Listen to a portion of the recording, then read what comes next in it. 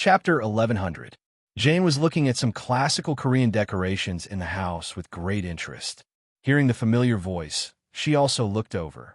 Her sapphire blue eyes blinked twice when she saw Yang Chung and Lin Ruashi. She was pleasantly surprised. Yang Chung? Miss Lin, why are you here? Jane, who was wearing a leather coat, had a curvy figure like a Western woman. Her tall boots covered her slender legs. She looked like a young girl with a hint of enchanting charm. She had an innate elegance and grace, which combined with her perfect face. Many people present were a little breathless. Park Cheon asked curiously, "Mr. Yang, do you know each other?" Everyone looked at Yang Chung in bewilderment. They had never seen Jane before, and the sudden appearance of this mysterious Caucasian beauty caught their attention. Yang Chung nodded. "She's a friend of mine for many years. I didn't expect to meet her here." When Jane was in London, she told Yang Chung that she would be going overseas for surgery. Yang Chung did not expect to meet her here. One of the two white men with a beard introduced, "President Park Cheon, this is our mentor, Miss Jane, who we've specially invited from the Royal Academy of Sciences. She was supposed to arrive a week ago, but was delayed due to the need to treat a British admiral who came to seek medical attention." Everyone was surprised. How could such a young woman be the mentor of these two American doctors? Jane, on the other hand, was used to being stared at strangely. Out of respect for the elderly, she gracefully bowed to greet Park Cheon. "Mr. Park Cheon, my students, Vincent and Wallen, have given me your medical records before I came here. I've read through all of them. I just need to examine and analyze them before I can operate on you." "Surgery?" Park Cheon frowned. "What surgery? Is it for my father's illness?" The others were shocked as well. Park Cheon's liver cancer was in the advanced stage. Logically speaking, he had 2 months left at most, and surgery would not help. But now, Lee Eun-jong, the top surgeon in Korea, and 2 American doctors had invited the mysterious Dr. Jane to perform the surgery. Park Cheon gestured for everyone to sit down before he said leisurely, "You must be wondering why an old man like me, who is in the late stages of liver cancer and whose cancer cells have spread, would need to invite President Gong Jai-chung, Dr. Vincent, and Dr. Warren to help me invite doctors over." Everyone fell silent and listened attentively. Park Cheon grinned as he reached out and patted Jinxio's head. Jinxio pouted helplessly as if her grandfather had been petting her for a long time. After all, she felt that this was only appropriate for a child, but she was no longer a child. "I have to admit that I made a mistake. That is, in order to let my precious granddaughter come back, I deliberately asked Vincent and Dr. Warren to exaggerate my condition." "Oh?" Park Jeon, Yu Homyong, and the others raised their heads in surprise. Park Jong-yoon's eyes also revealed a strange look. Jinxio's eyes reddened. She didn't know if she was happy or angry. "Grandfather, how could you do this?" Park Cheon laughed heartily. "I'm not too sure about the specifics of my condition. Let Vincent and Dr. Warren explain it to me. In short, I hope that Jinxio can come back home because I can't wait any longer. Moreover, I'm not completely cured. So, please forgive an old man like me for wanting to see my granddaughter."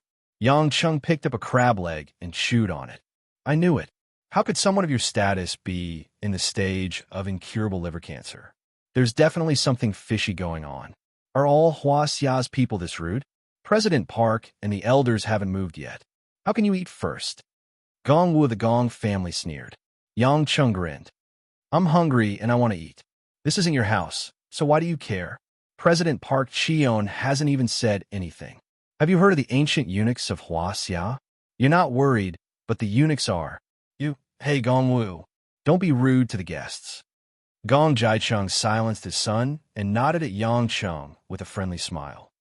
"You're a guest. Please forgive me." Park Cheon pretended not to hear him and said to the bearded American doctor, "Dr. Vincent, thank you for coming all the way here to treat me. It's only right. President Park has invested in many projects to help our patients. We're just trying our best to repay you. Unfortunately, our skills aren't perfect yet, so we had to shamelessly invite our teacher." Vincent smiled. "Haha, then please tell us the truth about my condition." Vincent nodded and explained to everyone. President Park Cheon's liver cancer has been diagnosed, and it's past the stage of removal of cancer cells. The blood vessel scan shows that it has caused cirrhosis. Fortunately, it's not incurable. As long as a liver transplant is performed soon, there shouldn't be any major problems. Otherwise, he'll only have half a year to live. Liver transplant? That's a major surgery, Park Jong-yun said worriedly. Jinxiu couldn't care less that her grandfather was lying to her. Knowing that there was still hope, she asked with anticipation, "Grandfather, hurry up and perform the surgery." "Hey, don't worry, child. Didn't we just invite 2 famous doctors?" Park Cheon smiled kindly. "The reason why I asked both of you to find me famous doctors and the Gong family to find me famous doctors is because I want my surgery to be foolproof. I want a 100% success rate. So, I want the best doctors to perform the surgery for me." Everyone finally understood and marveled at Park Cheon's scheming. He was indeed a scheming man who had been in the business world for decades. He even used his own illness as a tool to tempt his granddaughter to change her mind. Vincent and Wallen were both experts in hepatectomy and internal medicine who were invited from California in the United States, but they still refused to be at ease. They insisted on inviting the best doctors and chose the most outstanding ones from the best doctors. Yang Chung discreetly nudged Lin Ruoshi with his arm and smiled. "Honey, Park Cheon is just like you, a scheming type. Eat your food and shut up." Lin Ruoshi glared at the man coldly. Gong Jiacheng, who was sitting at the head of the table, said confidently, "President, Dr. Li Yunzhong's liver transplant surgery is well known throughout the United States. Moreover, he's the best doctor in the Republic of Korea. You can rest assured. Am I right, Dr. Vincent Wallen?" Vincent and Wallen looked at each other and nodded frankly. Wallen said, "I've heard of Dr. Li Yunzhong from Harvard University in California. I've also read about you in many magazines. Your thesis is very well written. You're flattering me. I've heard of both of you as well. You're both promising young men." Li Yunzhong was pleased with himself. He then turned to Jane, who was looking at the Korean food curiously. "I've heard of Miss Jane's name many times as well. It's a pity that Miss Jane has only taught at Johns Hopkins. If you have the chance to visit Harvard Medical School, we'd welcome you with open arms." Although Jane was influential all over the world, she was mainly active in the UK. Moreover, she was still very young. Most people would not believe her even if they heard the rumors. The higher-ups of the world's top medical schools like Harvard, Columbia, and Duke would not buy Jane's story. These people were all people with unique insights in their respective fields. Naturally, none of them were willing to give in to anyone else. Moreover, Harvard Medical School often ranked higher than Johns Hopkins in the world. Therefore, Li Yunzhong hoped to surpass Jane and seize this opportunity to compete with her. This way, he would be able to step on a giant's head and reach the sky in a single bound. Although Jane was busy studying the colorful Korean delicacies, she was smart enough to know what Li Yunzhong was thinking. However, she cannot be bothered to compete with him. She chuckled. "I'm a lazy person. I can't even be bothered to go to class, let alone visit. Young man, don't get complacent just because of a little fame." Li Yunzhong reminded him like an elder. Then, he retrieved a stack of documents and scans from his briefcase and smiled. "President Park Cheon, I've looked through all your documents. I don't think it'll be a problem for you to undergo a liver transplant." Chapter 1101. Park Cheon's face lit up. "Oh, if that's the case, let's start eating. Let's hear Dr. Lee's opinion while we eat. I don't know much about this surgery myself, but I'm relieved to see Dr. Lee's confidence." Everyone nodded and started eating. Yang Chung, on the other hand, was already gobbling down his food. Li Yunzhong said, "The success rate of liver transplantation has always been high. It's just that the liver has to be found in time, and the patient's age and liver condition are as suitable as possible. That way, it won't be too difficult. President Park's current problem, other than finding a suitable liver as soon as possible, is that he's over 64 years old and has complications of liver cirrhosis. But for me, it's still manageable. My plan is to open up the abdomen with a galloping laparotomy and clean up the short hepatic vein. I'll be extra careful here in case there's any bleeding. Most importantly, I'll remove the tumor in its entirety, leaving enough space for the bile duct and blood vessels to place the new liver, Li Yunzhang's confident explanation of his surgery plan left the crowd stunned, even though they didn't quite understand. Vincent and Wallen, on the other hand, were anxious when they saw their teacher, Jane, fiddling with the octopus tentacle on her plate. They had a strong sense of admiration for Jane. Even though Li Yunzhang was a famous doctor, they didn't think he could be compared to Jane. Hence, Jane's casual attitude made them anxious, afraid that Jane would be outshone. Park Cheon obviously wanted to interact with Li Yunzhang and Jane during this meal to see who was more reliable. After all, with his status and wealth, he could afford to hire the best doctors. Hence, he didn't want anything to go wrong in the surgery. After Li Yunzhang was done, he added, "I'll explain the surgery in detail once we find the liver source." Park Cheon nodded in satisfaction and turned to Jane. "You must be Dr. Jane. What do you think about my condition?" Jane chewed on an octopus tentacle with a strange expression on her face, as if eating raw octopus had troubled her. Hearing the question, he licked his lips and said with a faint smile, "I think Dr. Li is right. If everything goes well, he will definitely be cured. There's nothing to add." Li Yunzhang said proudly, "This is the result of my years of experience as a doctor. All in all, President Park's liver transplant surgery is guaranteed to be done by me." Everyone was disappointed with Jane. They had thought that this beautiful woman who popped out of nowhere would possess miraculous medical skills. However, she only agreed with Li Yunzhang's words and did not think much of it. As a student, Vincent couldn't help but lean close to Jane's ear and say anxiously, "Teacher, why don't you say something? Won't we be outdone?" Jane said indifferently, "Dr. Li wants to save people, and what he said is indeed the right treatment. We're not competing. As long as it's good for the patient, why should I compete? Are you short of money?" "Ugh, that's not it either." Vincent blushed with shame. Thinking about it, his teacher was right. As long as the patient was fine, face was actually secondary. On the other hand, the father and son of the Gong family looked at each other meaningfully with a faint smile on their lips. As the banquet progressed, the atmosphere gradually became livelier as everyone chatted and laughed. Yang Cheng didn't say a word and continued to eat and drink, not daring to look at Li Jingjing.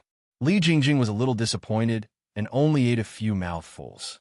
Occasionally, Jinxiu would chat with her for a while, and she would smile. During the banquet, Park Zhongyun served Li Jingjing a bowl of ginseng chicken soup.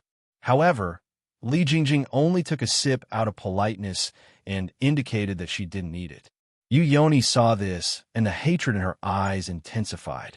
She glanced at Li Jingjing, Yang Cheng, and Park Zhongyun with a cold smile on her face. Gong Wu's gaze kept drifting back and forth between Lin Ruoshi and Jane. Although both of them had extreme Eastern and Western appearances, he was more interested in Jane. It was as if he despised the Huaxia people. Due to his illness, Park Cheon only drank a little alcohol and mostly replaced it with tea. However, his face was flushed, and he seemed to value Li Yunzhang very much. He raised his glass several times. Seeing that the situation was about right, Gong Jicheng suddenly said to Park Cheon, "President Park, with the help of Director Li, your surgery will be absolutely safe. When your body recovers, I wonder if you should have a formal contact regarding the marriage between our two families. I don't want my son and I to experience the same regret that my father had." Everyone held their breaths. What was going on? Park Ji-yeon and Yu Homyong seemed to have thought of something and were surprised. Park Ji-yeon put down his chopsticks and pondered for a moment before saying, "We, the Park family, have let you down in the past. President, please don't say that. I am deeply gratified to see Ji Yi's daughter, Zhen Xiu, return safely to the Park family." Gong Jicheng looked at Jinxiu affectionately and continued, "You may not know this, but my father and President Park were sworn brothers in the army. After he retired, he arranged for his children to be in-laws. Unfortunately, Ji Yi, Jinxiu's mother, married Huaxia. I didn't get to marry Ji. My son, Gong Wu, has just become an adult and is a good match for Jinxiu. I hope that we can continue this friendship and strengthen our ties. I hope President Park can fulfill my wish." Jinxiu immediately stood up and yelled with a flushed face, "I'm not going to marry him." Jinxiu, you're rude, sit down. Park Chion's face was not looking too good either. After all, it was too embarrassing. Grandfather. Jinxiu was indignant. Do you really want me to marry that man? He's obviously a spoiled brat. Jinxiu was so anxious that she blurted out incoherently. Gong Wu's face turned ashen and a cold glint flashed in his eyes, but he quickly suppressed it. Listen to me. Park Chion yelled, but he coughed violently. Jinxiu was startled. She quickly sat down and patted Park Chion's back, regretting her rashness. Park Chion signaled that he was fine and touched Jinxiu's hand. Child, why are you in such a hurry? It's just a suggestion. It's not a final decision yet. Gong Jicheng was not angry at all. He smiled and said, Jinxiu, our Gongwu may not have a good temper, but he's a kind person. He's the most sensible and business-minded one among all the descendants of the Gong family. There's no way he won't be a match for you. Jinxiu snorted coldly and turned her head away. Park Chion was adamant. Nephew Gong, why don't we discuss this matter after my surgery? Jinxiu has only returned to my side for a short period of time. I can't bear to let her leave so soon. Oh, of course. I'm just taking advantage of the liveliness today to discuss this matter. Gong Jicheng calmly retracted his words. After dinner, the Gong father and son, as well as Liun Zhong, left quickly. Park Jion and her husband also took their leave. In the main residence, only Jinxiu was allowed to stay. As guests, Yang Cheng and Lin Ruoshi stayed in the guest room as well. When Li Jingjing was the last to leave, Yang Cheng and Lin Ruoshi inevitably had to chat a little more. From Li Jingjing, they learned that apart from sending some extra scholarships back home, she had not returned home to visit old Li and his wife. She had no plans to return to Huaxia for the time being. Lin Ruoshi felt sorry for her and Yang Cheng at the same time. She felt that Li Jingjing had always felt guilty towards her and Yang Cheng. Jingjing, you should make some time to come back to China. I bumped into old Li on the street last time. He's still running a roadside stall. He's getting on in years, and he even had a major surgery. He and his wife need someone to take care of them. Yang Cheng recalled the day he bumped into old Li with Qiang Wei and felt sad. Li Jingjing was taken aback. She bit her lip bitterly. When I called Dad, he said he wouldn't be going out anymore. He lied to me. Lin Ruoshi was puzzled as to when Yang Cheng bumped into old Li. Why didn't he mention it to her? She tried to comfort Li Jingjing. If you're worried about us, then don't worry. We told you when we sent you to America that we don't blame you. Besides, we've always treated you as a good friend. Li Jingjing looked at Lin Ruoshi gratefully. Sister Ruoshi, thank you. It's just that I can't get over it. Chapter 11:02. After a few conversations, Li Jingjing became a little agitated. She seemed to recall all sorts of things from the past, and all sorts of complicated emotions welled up in her heart. Finding a gap, Li Jingjing decided to pull herself out and bid farewell to Yang Chun and Yang Chun before returning to the apartment she was staying in. Since she lived close to her apartment, Li Jingjing walked back instead of asking the helper to drive her back. Watching the woman put on her coat and gradually walk away in the night, Yang Cheng took a deep breath and turned to look at Lin Ruoshi, only to see that the woman was also looking at him. Why are you looking at me like that? I'm a very obedient child. I didn't do anything to make you angry, did I? Yang Cheng smiled. Do I look angry? Then why? Didn't you hear what Jingjing said? She can't get over it in her heart. Lin Ruoshi sighed. Yang Cheng nodded. And she's the one who won't forgive herself. There's nothing we can do about it. Lin Ruoshi rolled her eyes at him. Do you really not understand, or are you pretending not to understand? What she meant was that she was afraid to return to China because she still couldn't let go of you in her heart. She still missed you, but she knew that she couldn't be with you, so she didn't return to China and chose to stay far away. Yang Cheng was stunned. The flash in Li Jingjing's eyes before she left appeared in his mind. He was stunned for a while, then bitterly smiled and said, Wife, let's not talk about this anymore. Jingjing is still young and has just achieved success in her studies. She might have a great future waiting for her in the future. I shouldn't have any interaction with her, so don't think too much about it. If it wasn't for Old Lee and his wife stopping you, would you have slept with her behind my back? Lin Ruashi suddenly asked. Yang Chung was startled and hurriedly shook his head. Why would you think that? Even if you don't believe me, you should believe Jingjing. She was bewitched by Zheng Xinlin back then. So, she definitely isn't that kind of girl who doesn't know her limits. Humph, seeing how protective you are of her, I don't even need to think to know the answer. Lin Ruashi stomped on Yang Cheng's foot angrily, then turned around and went upstairs. Yang Cheng was dispirited. No matter what, he was in the wrong when encountering this kind of thing. Who asked him to have too many criminal records? However, he did not expect to run into Li Jingjing on this trip to South Korea. He had thought that he would never see this girl again, but the past and emotions that had been sealed away for a long time had been stirred up once again. On top of that, Jane, who he had just bid farewell to not too long ago, happened to be in Seoul as well. Although she was there to treat Park Cheon's illness, he could not just ignore her. Yang Cheng's head was about to explode. He could only hope that this trip to Seoul, which was supposed to be a wedding trip, would not turn into a trip where Lin Ruashi would complain and be jealous of him.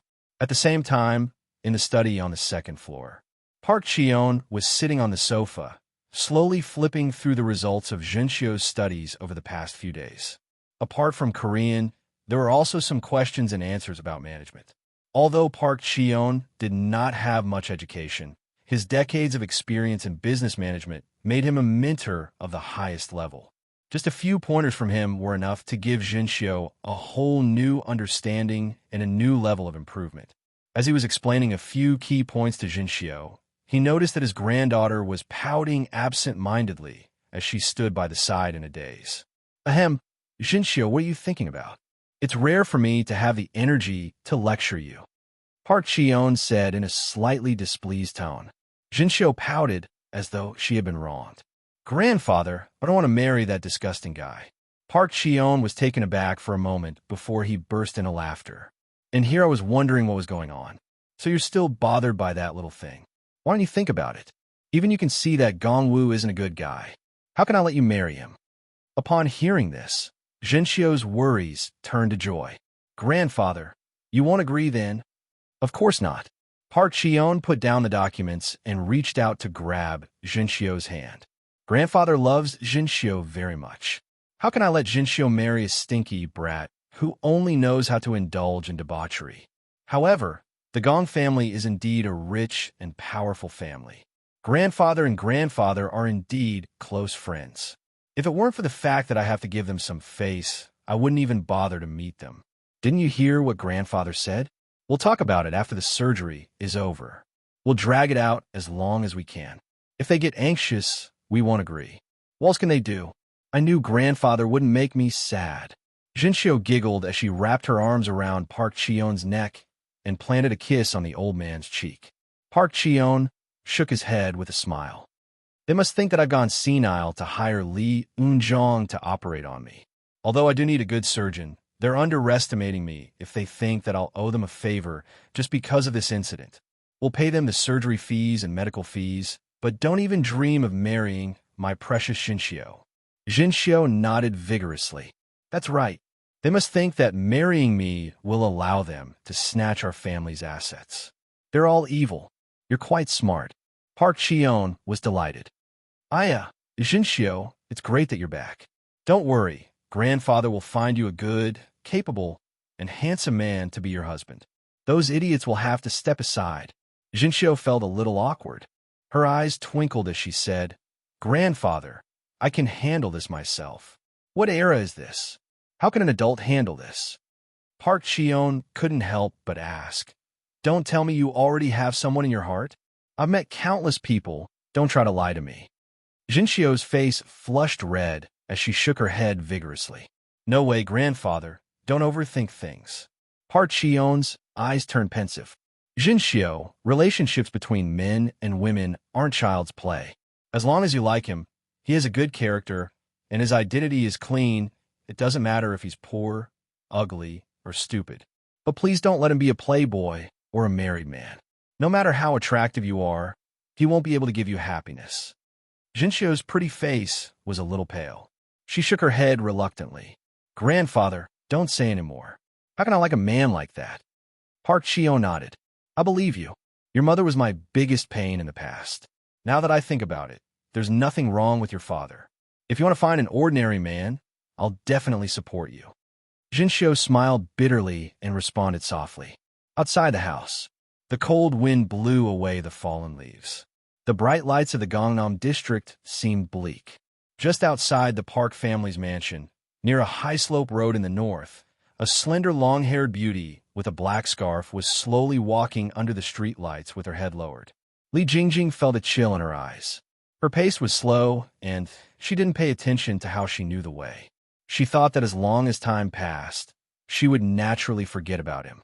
However, when she saw this man again, she realized that it was all a joke.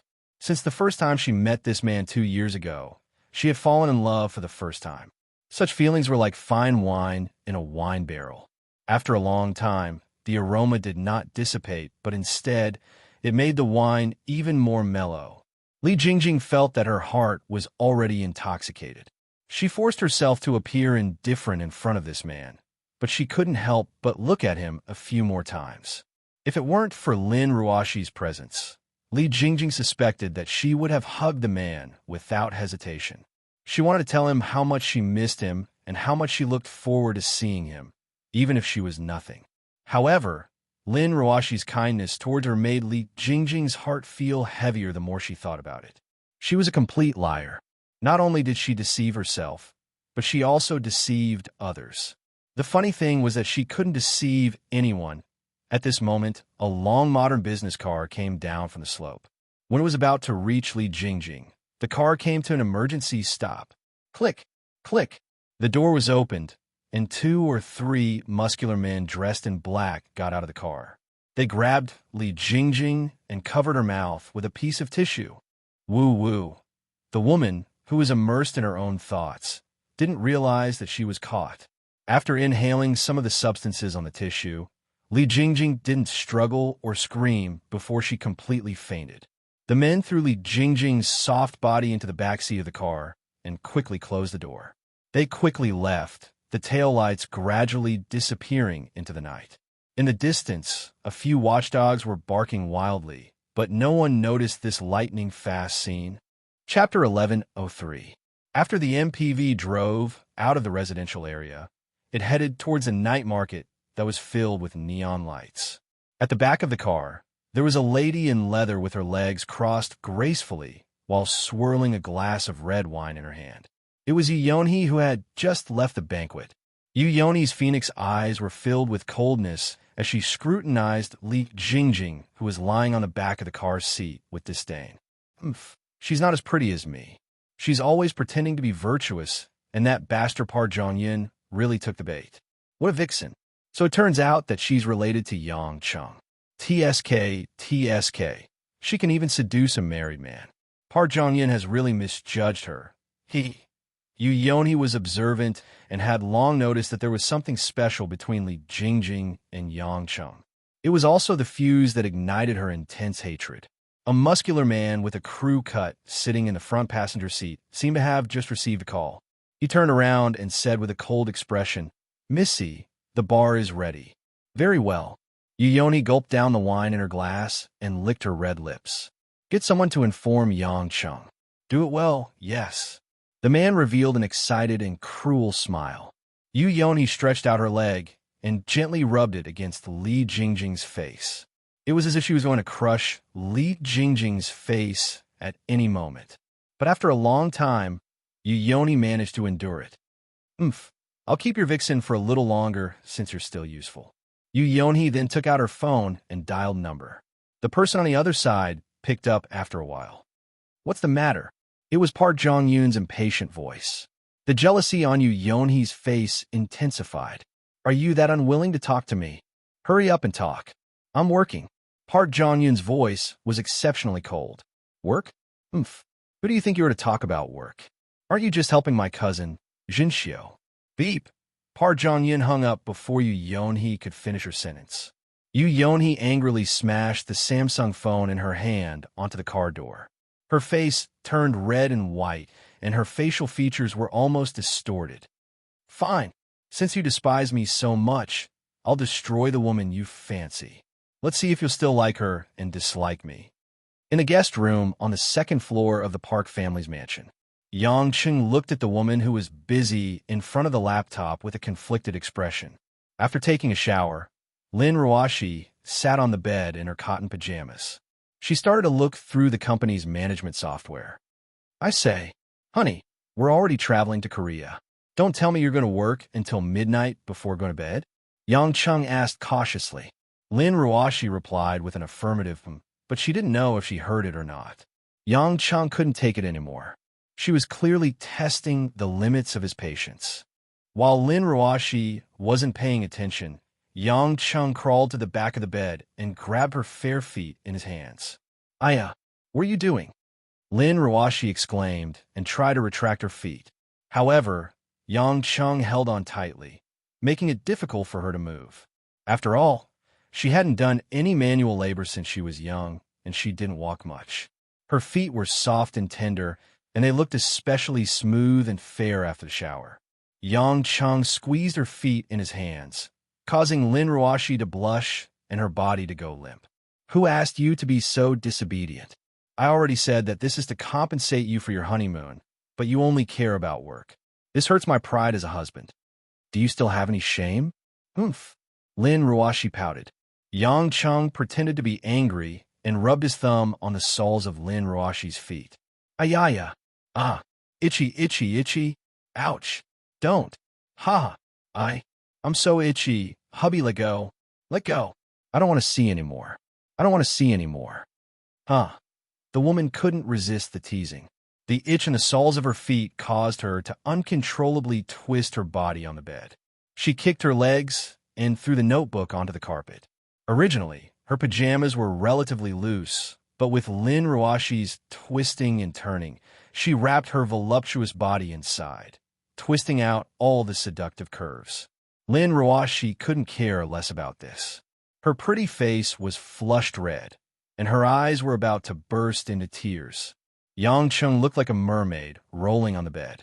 His lower abdomen immediately ignited with a raging fire, and the steel spear began to react. I told you not to listen to your husband anymore. Yang Cheng smiled evilly and pounced on the woman, pressing her under his body. With one hand, he forcefully tore open the pajamas in front of her chest, and with the other hand, he neatly pushed Lin Ruashi's cotton pajamas down her thighs. Perhaps it was because of her conservative personality, or because of her family's upbringing, Lin Ruashi was still used to wearing more comfortable and conservative pajamas. However, for Yang Cheng, who was used to seeing lace and gauze, it was especially attractive. Moreover, the sexy body wrapped under such a shell was extremely precious. The hot, warm, and soft touch made Yang Cheng want to rub the woman's body into his own. The husband and wife had not been intimate in bed for a long time. Naturally, Yang Cheng was very excited to seize the opportunity. One hand reached into the quiet valley and fiddled with his lover's sensitive body. After a while, Lin Ruashi was panting. Not only was her lower body wet, but her watery eyes were full of mist. Yang Cheng removed the burden of concealment and held Lin Ruashi's slender and soft waist with both hands. He couldn't wait to enter the immortal abode that he yearned for day and night. Ring, ring, ring. Ring, ring, ring. The phone on the bedside suddenly rang. Every room in the Park family had its own independent landline phone. This was also for the convenience of some distinguished guests. Yang Cheng was annoyed. Did someone come to sell insurance at this time? Lin Ruashi's chest was heaving up and down. Her snow-white peaks looked delicate and charming. When she saw Yang Cheng crawling over to pick up the phone with a huge thing hanging between his legs, she felt so shy that she simply closed her eyes and turned her head away. However, when a gust of warm air blew past her body, Lin Ruashi felt a slight chill between her two white and beautiful legs. She realized that she couldn't bear to be teased, so she hurriedly clamped her legs together, creating a tight gap between them. Yang Cheng suppressed the heat in his heart and picked up the phone gloomily. He was about to say a few words and immediately hang up, but before he could speak, the voice on the other end of the line made his whole face turn cold. Mr. Yang, Teacher Vivian is in our hands. If you don't want to see her become a bitch, you'd better come. Yang Cheng's hands trembled slightly. He waited for the other party to finish saying the address before hanging up the phone. When he turned around, he saw Lin Ruoshi nervously closing her eyes and pursing her red lips, not knowing what to do. Yang Cheng smiled bitterly. Lin Ruoshi waited for a while. Seeing that the man didn't move, she couldn't help but open her eyes curiously. When she accidentally looked at him, her small mouth opened in surprise. You? Why? Why can't you do it? Can't do it? Yang Cheng looked down. Wasn't that right? Even he had gone soft. Don't talk nonsense. Can your man not do it? Lin Ruoshi's face immediately turned red. She gritted her teeth and secretly hated herself for thinking. Then what's wrong with you? Why do you look so pale? Lin Ruoshi asked calmly. Yang Cheng felt that he shouldn't hide it. As he got off the bed and put on his clothes, he said, Jingjing has been kidnapped. I need to go out and see if it's true. You should rest first, or wait for me to come back, but I'm not sure how long it will take. Hearing the man speak so casually, Lin Ruoshi couldn't care less about her clean body and suddenly stood up. What? Jingjing has been kidnapped. Yang Cheng smiled bitterly. I'm not sure if it's true or not. In short, I'll make a trip there. Don't worry, with me here, nothing will happen. Of course I'm at ease with you, but Jingjing doesn't have the ability to protect herself. Lin Ruoshi said anxiously. Yang Cheng frowned in confusion. Ruoshi, you really don't mind if I save Jingjing? Lin Ruoshi said angrily. What nonsense are you talking about? Even if I don't like other women getting close to you, I can't abandon other women's safety. Furthermore, Jingjing is already trying her best to endure for the sake of our relationship. Do you think I can't tell? She's thinking for us. Am I supposed to let her be bullied before I'm happy? Chapter 1104. Seeing that Lin Ruoshi was on the verge of losing her temper, Yang Cheng quickly waved his hand and admitted defeat. Don't get angry. I was just asking. Yang Cheng blushed with shame. He had indeed thought too much of Lin Ruoshi. She was only cold-blooded when it came to business matters, but she was more passionate when it came to people.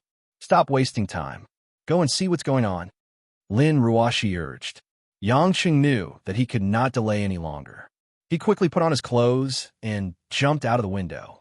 Although there were many guards patrolling the Park family's compound, it was easy for Yang Cheng to avoid them. With a light leap, he disappeared from the courtyard. When he reappeared, Yang Cheng was already at the roadside outside the residential area. He came out from a dark corner and boarded a taxi. Yang Cheng instructed the driver to head to the designated bar. Although he was familiar with the geography of Seoul, how could he remember the exact location of a small bar? Yang Cheng was too lazy to think about who was playing tricks in the dark.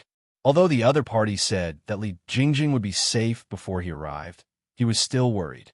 No matter how long it had been, he could not lie to himself. This girl had indeed touched his heart.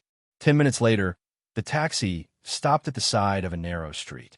On the side of the street was the bar that the person on the phone had mentioned, Bo's.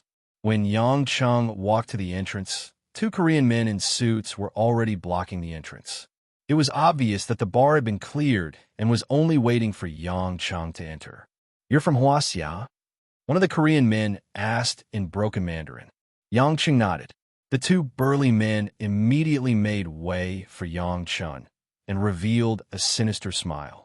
Yang Cheng was too lazy to pay attention to them and strolled into the bar. The entire bar was dark and gloomy. Every corner of the bar was occupied by a burly Korean man. Under the dim illumination of the lights, every table and chair in the bar was empty. There were some empty beer bottles scattered on the floor, as if the customers had just left. Only the bar counter was the most eye-catching. A familiar figure was sitting on a high chair, admiring herself. Her slender legs were crossed, and her high heels shone with a red halo. The woman held a white cigarette in her hand and took a puff before she exhaled a wisp of smoke. She turned around and saw Yang Cheng walking towards her. Smiling arrogantly, she said, You sure came fast. It seems like you're quite interested in that woman named Vivian. Miss Yu Yonhee, I don't have any grudges with you, right? Yang Cheng sat on the high chair beside Yu Yonhee. Yoni casually pushed a glass of whiskey to Yang Chun before picking up the one in front of her and toasting Yang Chun. A trace of mockery flashed in Yang Cheng's eyes as he raised his glass and clinked it with the woman. Of course we don't have any grudges. I'm just treating you to a drink, Yoni said as she pursed her lips into a smile. She sucked on the glass and drank the amber liquor. Seeing that Yang Cheng wasn't drinking, Yoni smiled in disdain. Why? You even dared to come, and you're worried that I would poison your liquor? Come on, you're my grandfather's guest. How can I poison you? Yang Chun shrugged and gulped down the entire glass of whiskey. It didn't taste good, and he even frowned a little. A cold smile rose on Yoni's lips. She took a puff and threw the cigarette into the ashtray. I know you really want to see Vivian, but before that, can you listen to me for a while? Yang Cheng knew that she didn't need to tell him to know where Li Jingjing was. But after confirming that there was no danger, he didn't mind seeing what Yoni had up her sleeves. Of course, I'm more than happy to listen to a beauty's worries, Yang Cheng said with a sinister smile. Yoni tilted her head elegantly and glanced at him charmingly. You don't look that good either. I really don't understand why so many women are interested in you. Men aren't women. Looks only give us an advantage when we're looking at them. It's fine as long as they're passable. We have to look at other things to get along with them, Yang Cheng said casually. Yoni nodded. Women are different. If we find out that the man we like is in love with another woman, we'll definitely wonder if the other woman is prettier than us. A young and beautiful Korean superstar like Miss Yoni also has such troubles?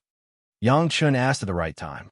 A sinister glint flashed across Yoni's eyes as she sneered. Of course. At least, Park Jong-yun is one of them. Park Jong-yun? Yang Chung knew that it was as he expected, but he still pretended to be surprised. Yoni then told him about how she fell in love with Park Jong-yun, how she sacrificed everything for him, and how she thought that Park Jong-yun was truly in love with her. Yoni was a little tipsy and seemed to have fallen in love with him as she choked on her words. You might be curious. Park Jong-yun is my grandfather's grandson, so how can I date him? Let me tell you. He's actually an adopted child of my second uncle. My second uncle and his wife didn't have any children, but they're not the main branch, so it doesn't matter if they adopt him. Park Jong-yun was personally chosen by my grandfather, so everyone in the family values him and no one would say anything about it. My grandfather has kept him by his side for many years, and he's even the chairman of the board, which shows how much he values him. To be honest, if I were my grandfather, I'd be more than happy to see Park Jong-yun replace Jinxiu. After all, Park Jong-yun's leadership skills are much better than Jinxiu's. Yang Chung nodded his head in silence. Although he had guessed it, he was convinced that Park Jong-yun wasn't the biological son of the Park family. He wasn't as calm as he seemed on the surface. Yoni said, back then, I thought that he dated me because he truly loved me. So even if my mother was against it, I still got together with him. Although I didn't dare to announce our relationship, I was looking forward to the day when it would be announced to the public so that everyone could bless us. I don't mind people saying that I'm a brother and sister. I only care that he loves me. But he's a liar through and through. One day, after countless rounds of probing, he confirmed that I didn't have the family's inherited crescent moon. Since I didn't know the secret behind the crescent moon and stars, Park Jong-yun ignored me. Yoni wanted to crush the cup in her hand as she spoke. Her exquisite facial features were twisted, showing the venomous fire in her heart. Yang Chung was surprised. Why did he think that you have the crescent moon? Isn't the secret the family's inheritance? Yoni snorted. The crescent moon and stars are the family's inheritance, a secret that only the family head knows about. However, Park Jong-yun wasn't sure if other family members knew about it. Furthermore, Park Jong-yun found out from some sources that the crescent moon is in the hands of a junior. He felt that Jinxiu's mother, who betrayed grandfather, couldn't have taken the crescent moon away, so he suspected that it's in my hands. But it's a pity that he miscalculated. How could he know that his grandfather was biased towards eldest Aunt Ji? Even if she betrayed him, the family's inheritance is still in the hands of that stinking brat, Jinxiu. Now that you've told me so much, I'm really curious as to why the family's inheritance is related to the crescent moon and stars. Yang Cheng's interest was piqued. I want to know too, but I really don't know. Otherwise, I would have told you. Yu Yoni smiled bitterly before looking at Yang Chung strangely. Aren't you afraid? Everyone here is mine. How can I not be afraid? If I return late, my wife will suspect that I've done something bad again. Yang Chung scratched his head in embarrassment. Yu Yoni chuckled. Are all Hua Xia's men so cowardly? I really don't understand why my aunt would fall for a cowardly race like you. Vivian even looked down on Park Jong-yun because of you. But that's fine too. The more she acts this way, the more miserable Park Jong-yun will lose. Today, I'll let a perverted man like you indulge yourself. What do you mean? Yang Chun asked blankly. Don't you feel that your body is a little strange? Strange. Yang Chung took a deep breath and touched his body. It's a little hot. This is just the beginning. Soon, you won't even know what is hot anymore. Yang Chung was shocked. You poisoned me? Yu Yoni smiled mysteriously. She didn't reply and snapped her fingers. Chapter 1105. His subordinates received the signal. From the right rear of the bar, the door to a room that seemed to be the bar staff opened. The lights in the room were rather bright. Li Jingjing was sitting on a chair with her mouth gagged, surrounded by a few muscular men in short sleeves. Her eyes were red from crying as she helplessly looked at Yang Chung from afar. Yang Chung could see a trace of surprise in the girl's eyes the moment she saw him.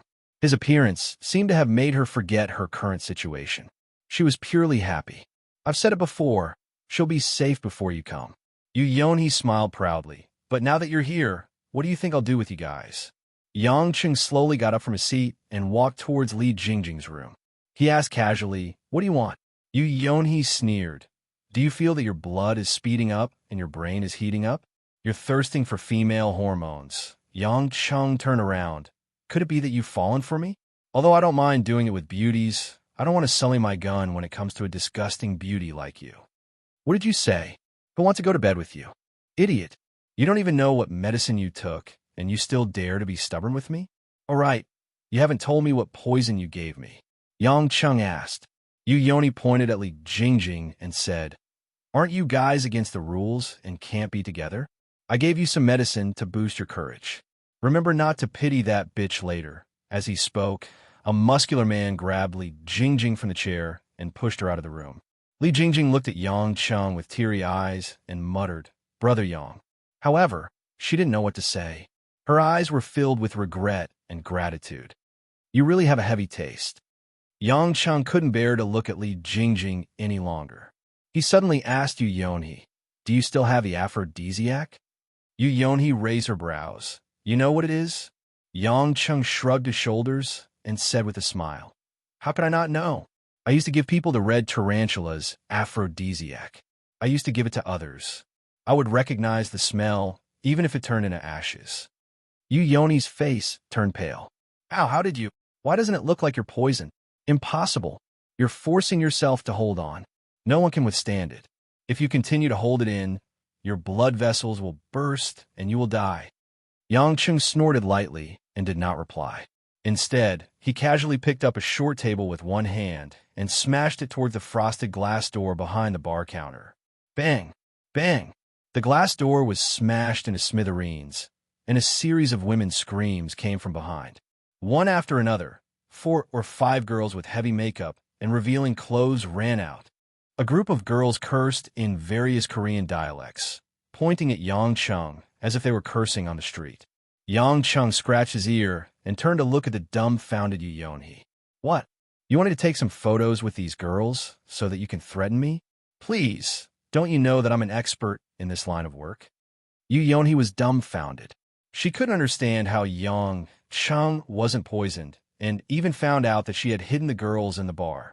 She wanted to use this opportunity to take revenge on Park Jong-yun and Li Jingjing and control Yang Chung at the same time. She wanted to make use of Yang Chung to achieve some of her goals through Jinxiu. Yu Yonhee knew that Jinxiu's feelings for Yang Chung weren't ordinary. If she could make a move on Yang Chung, she would be able to gain the upper hand. But now, Yu Yonhee realized that the script wasn't going according to her plan. Just who was this guy? Yu Yonhee panicked.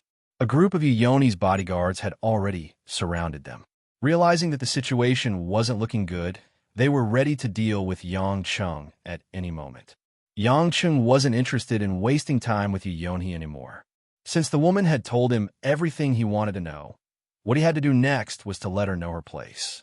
Directly, Yang Chung walked towards Li Jingjing. Stop him. Capture him. Yu Yonhee suddenly remembered that she had the advantage in numbers and quickly ordered. A group of well-built Korean bodyguards swarmed towards Yang Chung like a swarm of monsters. Yang Chung couldn't be bothered to use his cultivation against these ordinary people. His physical strength was more than enough to deal with these men who had only received military training. Without waiting for the bodyguards to come close, he had already grabbed their fists with one hand and used the force to throw them in all directions. He was like a flying man in an acrobatic troupe.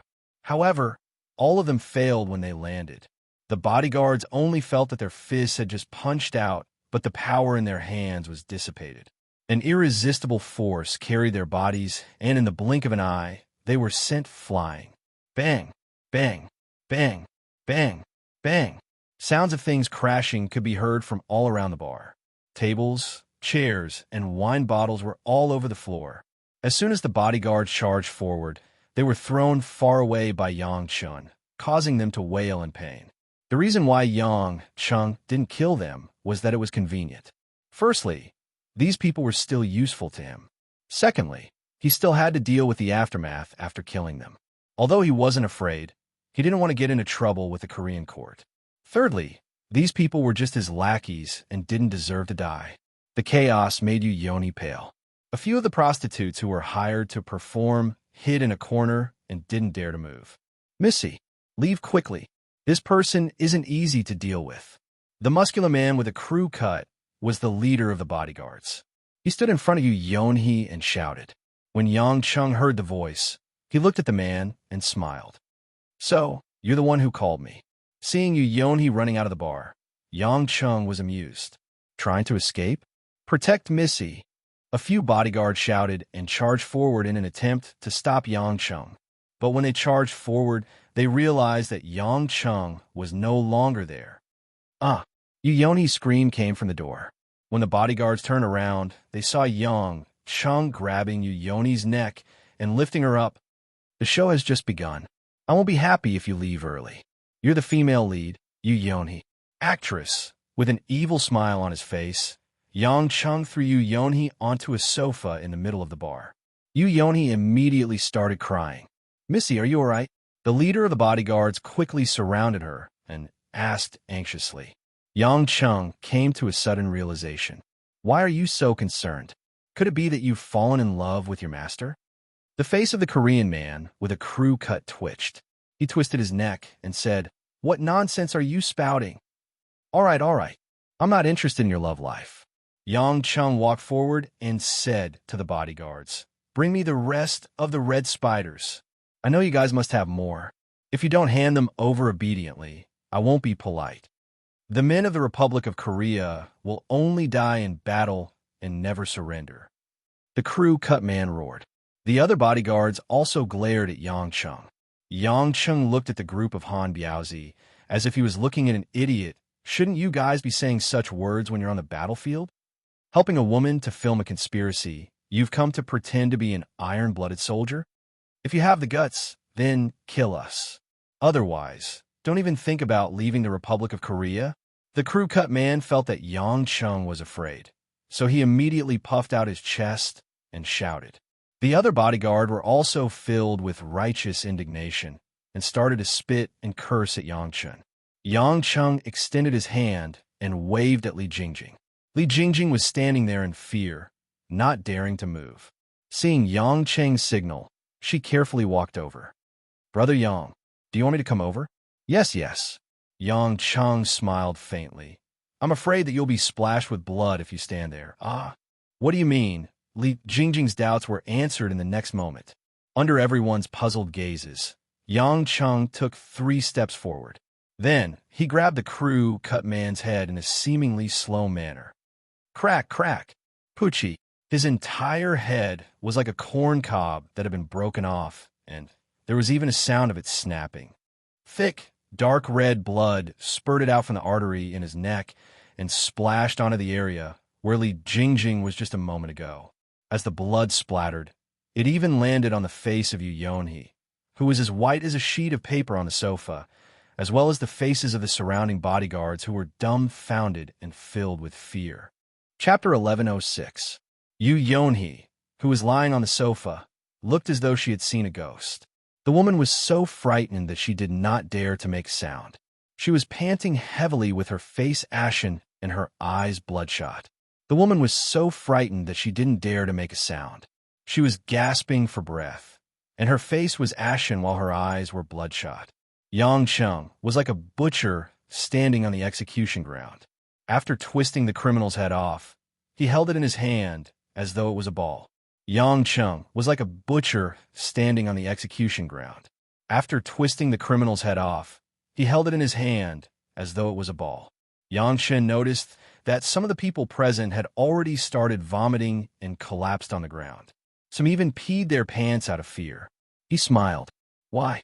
Didn't you say that you would rather die than submit? Didn't you say that I would kill you if I had the guts?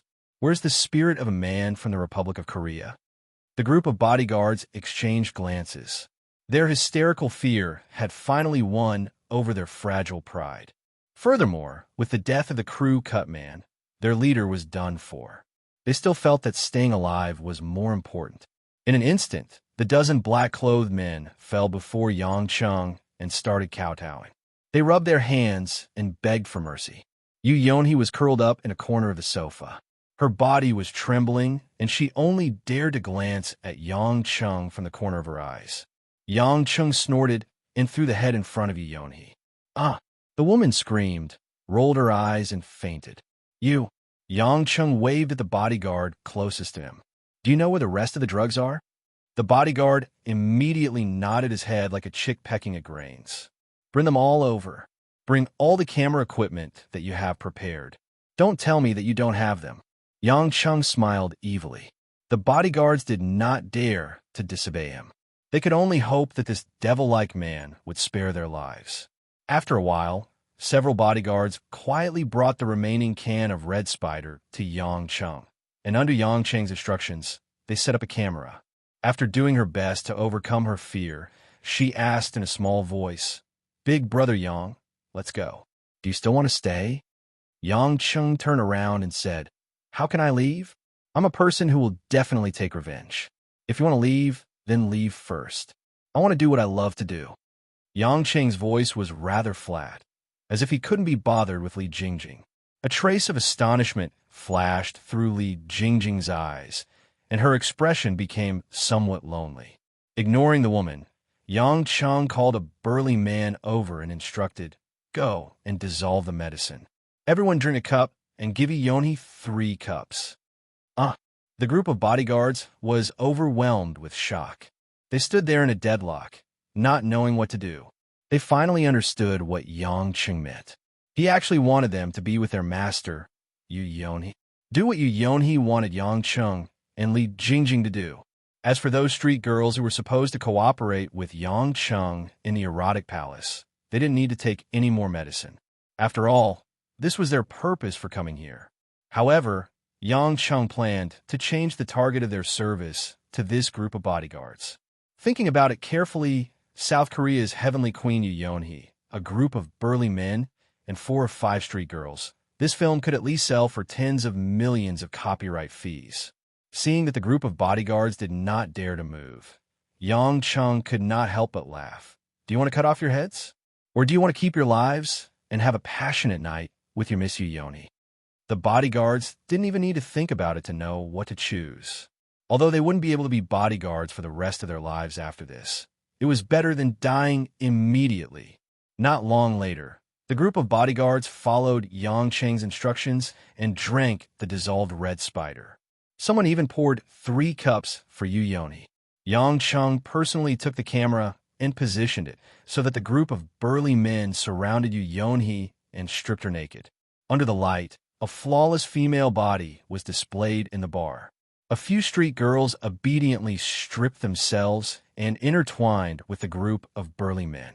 Almost every girl was intimate with 2 or 3 burly men.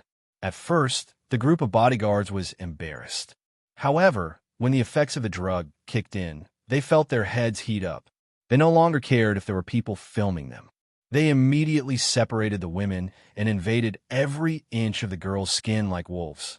Soon, the group of bodyguards were also in shambles. They took out their family jewels and played a delirious symphony with the group of girls. A few of the bolder bodyguard had already occupied Yonhee and began their conquest of the women's lips and the valley below. Yonhee, who was originally unconscious, woke up under the effects of the drug. She realized that she was being violated by her 4 bodyguards from top to bottom. She allowed her rationality to be overwhelmed by madness. Since Yonhee's charm far surpassed the other street girls, the bodyguards especially wanted to come over and enjoy her delicate body. Not long after, Yonhee let out a miserable cry. One of the bodyguards was behind the heavenly queen and was stabbing her in the back garden. However, the effects of the drug soon drowned out the pain. Yonhee's face was flushed, and she revealed a coquettish smile of desire. All sorts of exaggerated and degrading positions were displayed.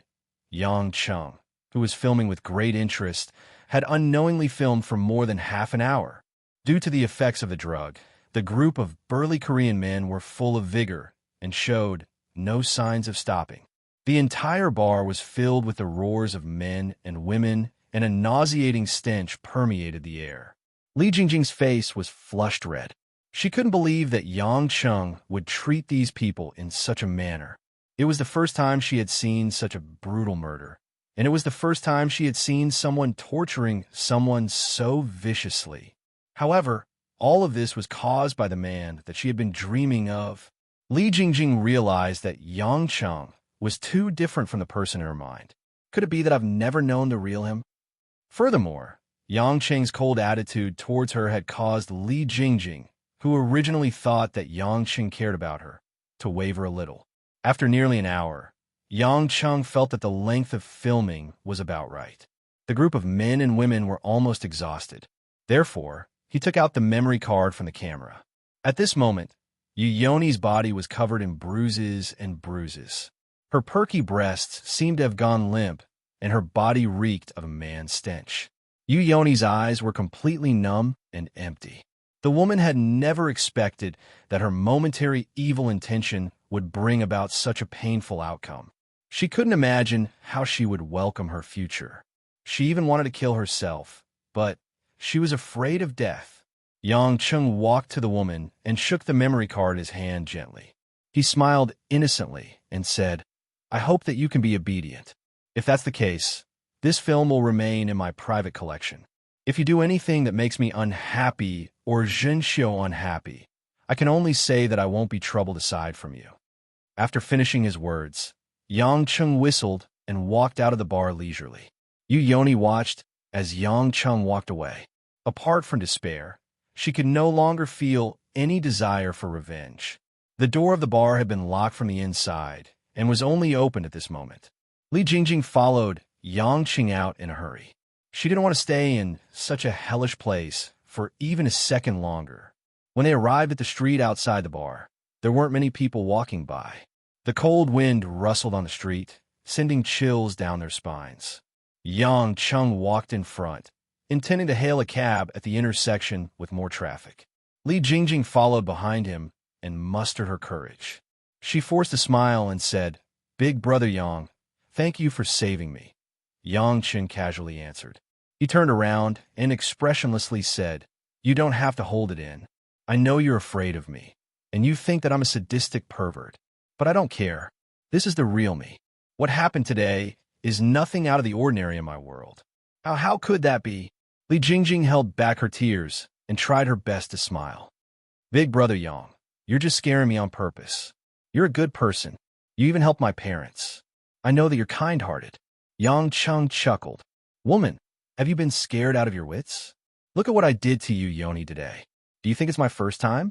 I'm not afraid to tell you that if I wasn't married, I would have been the first one to CKU Yonhee and throw her to another man. Sigh. It's a pity that she's so soft and tender." Li Jingjing froze on the spot. She couldn't hold it in any longer and burst into tears. She screamed at Yang Chung, "You lied to me." Yang Chung laughed. I lied to you? Why would I lie to you? You're the one who thinks too highly of me. You can ask Ruashi if you don't believe me. She's already used to me twisting people's heads off. You used to think that I'm a good person because I've never shown it to you. Li Jingjing, you better wake up. I didn't accept you back then, and it's impossible for me to accept you now. You're too ordinary. We're not in the same world. If you want to ruin your life, you can get close to a bastard like me again. Who knows, I might want to change my taste one day and need your body. TSK, TSK. To be honest, your figure seems to be fuller and more beautiful than a year ago. Chapter 1107. Li Jingjing couldn't believe what she heard and saw. She couldn't believe that Yang Cheng would be like this. It was as if his heart had turned into a piece of glass at this moment. With a light tap, it shattered into pieces. Tears streamed down her face like broken pearls. The woman kept shaking her head and sobbing. Yang Cheng endured the pain in his heart and said with a cold face, "Why are you crying? I didn't do anything to you. Didn't I come to save you? Hurry up and catch up. We won't be able to get a taxi if we're late." Li Jingjing sobbed, Then why did you come to save me? Yang Chen laughed and said, "My dear sister Jingjing, even if I can't be your lover, we're still old acquaintances.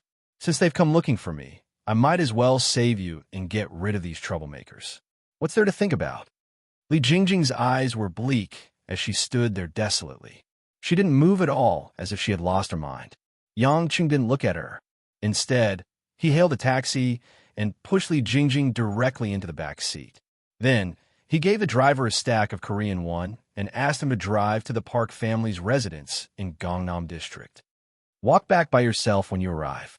I still have to walk for a while. I won't accompany you," Yang Cheng said and closed the door. Li Jingjing didn't seem to be able to say anything. She sat in the back seat with her head lowered and silently wiped her tears. The driver in the front couldn't bear to see her like this and gave her a tissue. After the taxi drove away, Yang Cheng's face showed a trace of bitterness as he laughed at himself.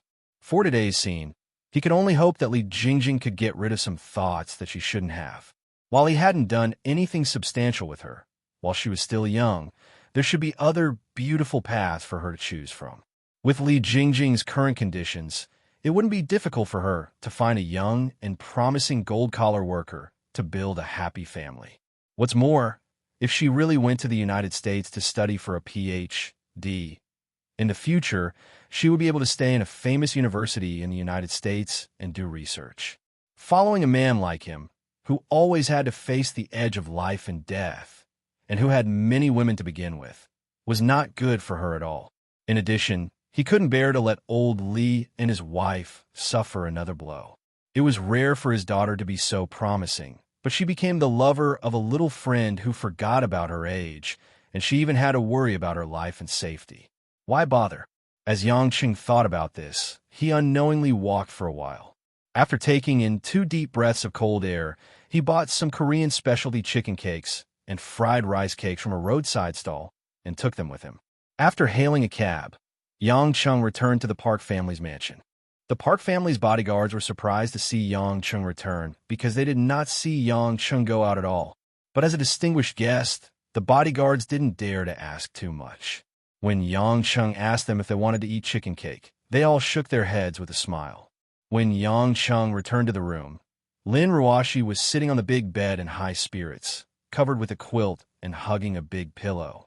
Her watery eyes were wide open as she watched Korean entertainment programs on the TV. It seemed that because she saw a Korean actor she liked, Lin Ruashi's eyes were full of excitement. Seeing her husband return, Lin Ruashi hurriedly asked, "How is it? Is Jingjing okay?" Yang Cheng rolled his eyes. "You don't look like you're worried." "It's fine. I called a car to send her back." Lin Ruashi patted her chest and nodded in satisfaction. She asked again, "What did you buy?"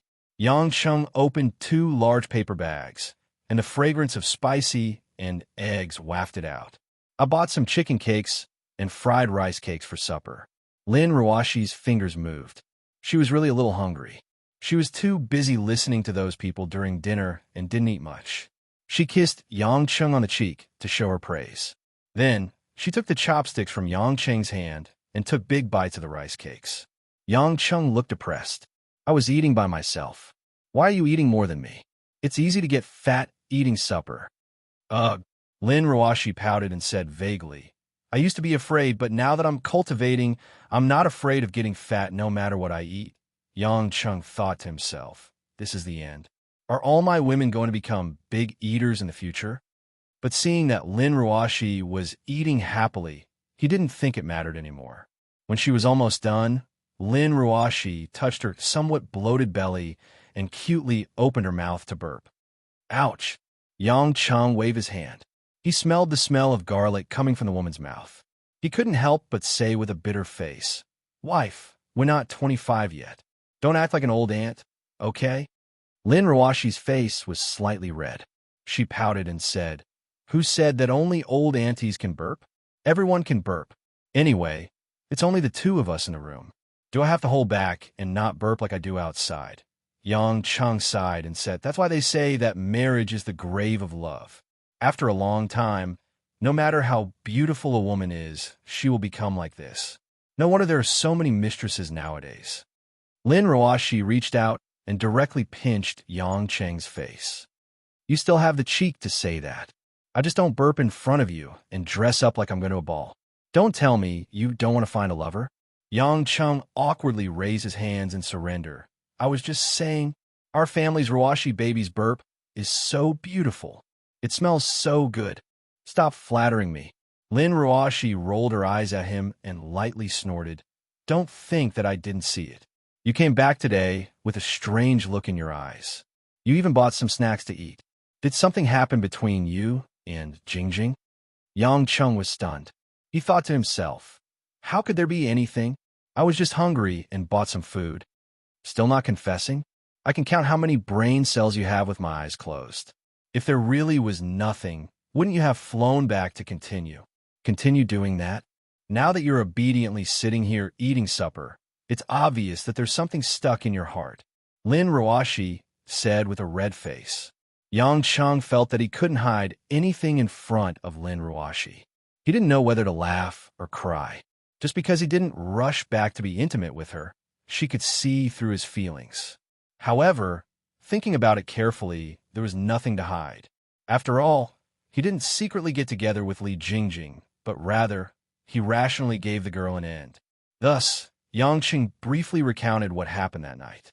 After Lin Ruashi finished listening, she was silent for a while before faintly sighing, Although I don't think what you did was wrong, I still feel that Jingjing is a bit pitiful. She must have cried under the blanket tonight. Yang Chung pretended to smile and asked, Then what my wife means is that you want me to be with Jingjing. You dare. Lin Ruashi twisted Yang Cheng's ear. Yang Chung pretended to be in pain and begged for mercy. Lin Ruashi felt a sense of accomplishment and released her hand. She even rubbed Yang Cheng's red ear.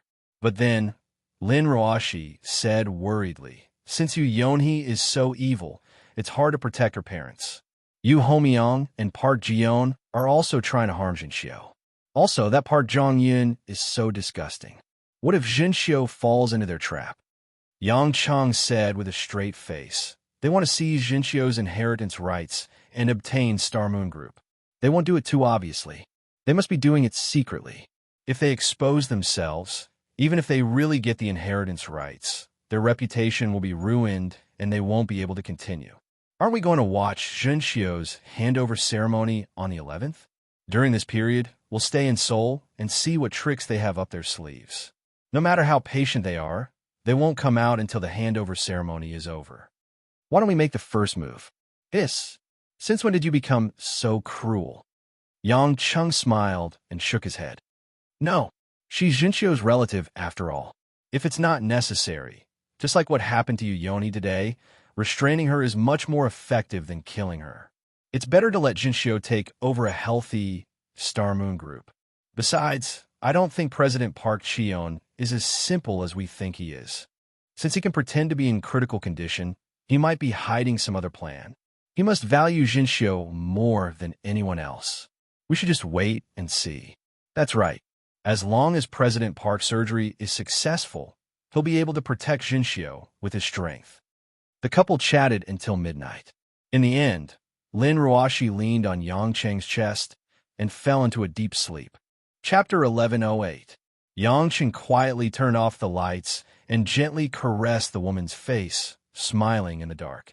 He suddenly realized that even if he didn't do anything, chatting with his wife and slowly falling asleep on the bed with her in his arms was also a blissful thing.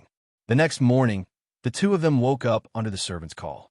After washing up, they went downstairs for breakfast. Although Yang Cheng had to worry about whether anyone would harm Jinxiu, accompanying Lin Ruoshi to play in Seoul for 2 weeks was also his main purpose of coming here, so sleeping in was out of the question. In order to have a good time after breakfast, Lin Ruoshi specially put on a pair of sunglasses, a pair of casual shoes, a gray-knitted sweater, and a pair of pink tight-fitting trousers, outlining her perfect curves. Yang Cheng, who was used to seeing elegant and intelligent women, couldn't help but have his eyes lit up. Lin Ruoshi dressed like this was especially suitable for her age in her 20s. At the breakfast table, the teacher-student pair, Zhenxiu and Li Jingjing, were already eating as usual. Seeing Yang Cheng and Lin Ruoshi coming down, Li Jingjing still forced a smile and nodded, but the woman's eyes were obviously a little swollen. Zhenxiu, on the other hand, was rather annoyed and pouted. "Sister Ruoshi, Grandfather just won't let me go out with you guys. It's so annoying. You will have plenty of time in Korea in the future. Now is an important stage for you to learn how to manage a company. Of course you can't slack off." Lin Ruoshi pinched Jinxiu's cheek and said with a smile. Jinxiu looked unhappy and muttered, "I might as well stay in Zhonghai. Going back to Seoul is not fun at all. I don't even have friends." "What friends do you need? Find a young master and get married. Then you'll have a husband," Yang Cheng teased. Jinxiu made a face at him and snorted, ignoring him. At the dining table, Li Jingjing ate alone without saying a word. Although Yang Cheng and Lin Ruoshi knew the reason, they could only suppress the sadness in their hearts and pretend that they didn't notice anything. There had to be a stage like this to cut off Li Jingjing's thoughts. Breakfast was very important to Koreans. For a wealthy family like the Park family, it was only natural for them to have a wide variety of meals. There was also a large bowl of miso soup made from a variety of ingredients. There was also kimchi, which Koreans ate for their daily meals. The kimchi nation definitely lived up to its name. Many ordinary Korean families had 2 refrigerators, one for ordinary ingredients, and the other for kimchi. After breakfast, Yang Cheng felt like his stomach was filled with the taste of pickles. Once breakfast was over, Yang Cheng took Lin Ruoshi out of the house and rejected the chauffeur and car arranged by Park Cheung. Lin Ruoshi wondered how Yang Cheng was going to go out. "Don't tell me you're going to walk?" Yang Cheng sighed. "You've never suffered since you were young. You don't even know how to take the subway." "Subway?" Lin Ruoshi blinked. She had never taken one before. The subway in most international cities is very convenient. For example, the subway in Seoul starts at 1,000 won, and the fare varies according to the length of the journey.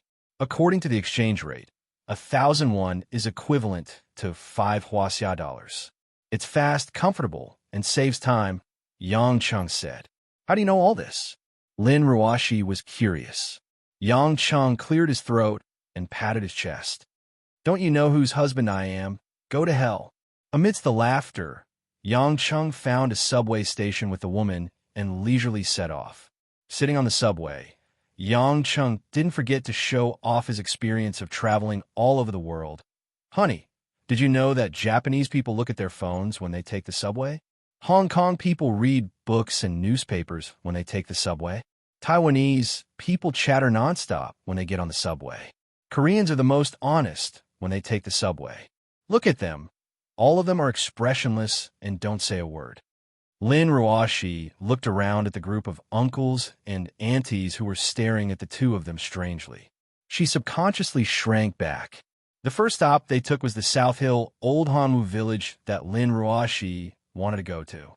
They got off the subway from Chungwoo Road and walked into the Old Hanwoo village. This was the cultural city of film and television.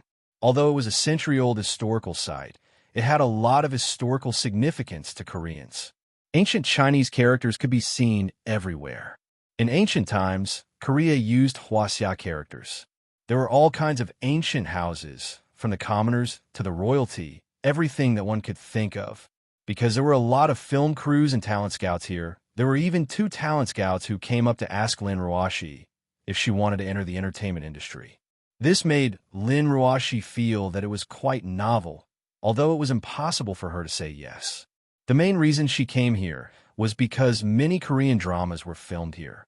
As a fan of Korean dramas, Lin Ruoshi naturally came to take a look and reminisce. Around some of the large ancient houses were ancient palace walls, which were especially high. Yang Chung smiled and encouraged Lin Ruoshi. "Miss Lin, you could try climbing this wall. If you can climb out, then you've succeeded in having an affair." Naturally, Lin Ruoshi couldn't help but pinch him a few times. When she saw some ancient games, Lin Ruoshi was especially excited, especially a game called Pit-a-Pot. This game was also very simple. It was just throwing some arrow-like wooden sticks into some bottles. This was similar to the game that Lin Ruoshi played many times in the past. However, this made things difficult for Yang Chung. Although Lin Ruoshi had been cultivating for a period of time, her accuracy and movement talent were still terrible. After throwing almost 40 to 50 sticks, she only managed to get one in. Seeing that Lin Ruoshi was anxious and wanted to regain her face, Yang Chung secretly used some of his cultivation and straightened the wooden sticks in the air. In this way, Lin Ruoshi threw in more than 10 sticks in a row and finally stopped complacently. At noon, the two of them ate the famous Korean palace cuisine at a nearby seafood restaurant. Ordinary people would not be able to afford it, and the two of them would not be able to finish such a big table. Fortunately, Yang Cheng's appetite was unusually big, and the waiters stared at him with wide eyes. In the afternoon, Yang Chung followed Lin Ruoshi's wishes and went to the world-famous Yuo Women's University. This was the oldest women's university in Korea, and it was also the school where many noble ladies graduated from. Outside of Yuo Women's University was a large street for women. This was a paradise for women, and very few men passed by. An existence like Yang Chung belonged to the category of shameless people. That was why he swaggered along with Lin Ruoshi to visit women's shops. Here, one could see many new cosmetics and maintenance products. One could also eat cinnamon sugar pies, chicken cakes, and other special Korean snacks. Before Lin Ruoshi came, she did some research and purposely went to the stationery store on Women's Street. Korean notebooks were especially cute, and there were all kinds of cartoons. Lin Ruoshi loved them so much that she bought a lot of notebooks even though she had no use for them. Fortunately, Yang Chung carried a mustard seed spatial ring with him. He secretly found a place to put the two big bags of gifts into the spatial ring, and he was finally liberated. At night, Yang Chung brought Lin Ruoshi to Seoul's largest seafood market, Luyeongjin, with his own experience. Most tourists did not know about this seafood market, and tour groups would not bring tourists here. This place provided 60% of the seafood supply in Seoul, which showed how grand and powerful it was. To Lin Ruoshi, it was especially interesting to shop around the seafood market and compare the quality of the seafood from different stores. From time to time, she would grab some king crabs, lobsters, sandworms, and abalones, making the woman laugh endlessly. It was as if she had become a young girl full of novelty, causing Yang Chung to be dumbfounded. After buying a lot of seafood, they could go straight to the restaurant on the second floor to have it processed and eat the freshest, dipping it in chili sauce and using chopsticks to roll up the fresh octopus tentacles was definitely an indescribable pleasure. Just like that, the first day of the honeymoon passed unknowingly. In the next few days, the two went to experience Korea's famous sweat curtain. There was a 75-degree yellow curtain, a 65-degree black charcoal curtain, and a 45-degree salt curtain. Finally, there was an ice curtain to cool you down and wake you up. Different types had different functions. For example, charcoal could calm the mind and relieve hangovers, while salt could beautify and nourish the skin. They bought decorations on the streets of Insi-dong, boarded a cruise on the Han River, and watched the migratory birds fly by. In the middle of the night, they ate fried food and drank soju in a carriage on the street. The sweet time that Lin Ruoshi had never expected to have passed by quickly. A week after the two of them had their fun, Park Cheon, who had not disturbed them all this while, finally sent someone to contact them. Chapter 1109.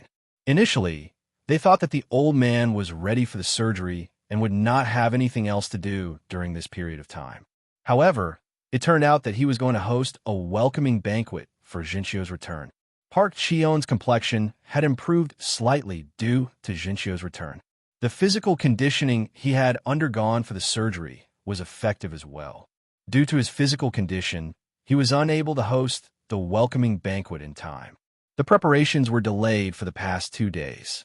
The purpose of the banquet was to introduce the upper-class members of Seoul and the collateral relatives of the Park family to Jinxio.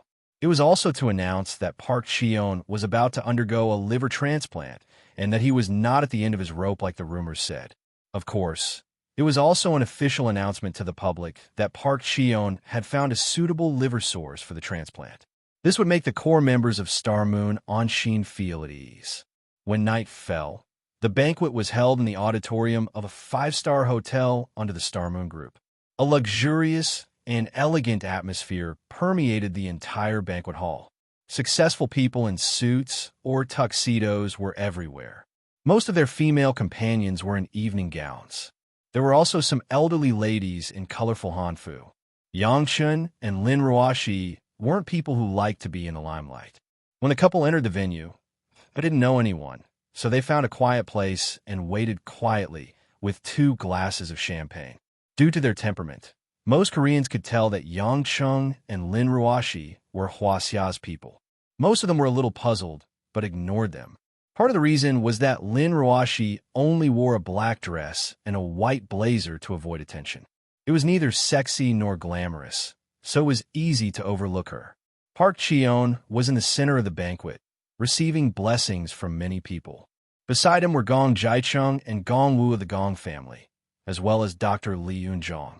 At this time, Park Cheon would not have the time to greet Yang Chung and Lin Ruoshi. Suddenly, a tall Caucasian woman walked through the crowd and went straight to Yang Chung and Lin Ruoshi.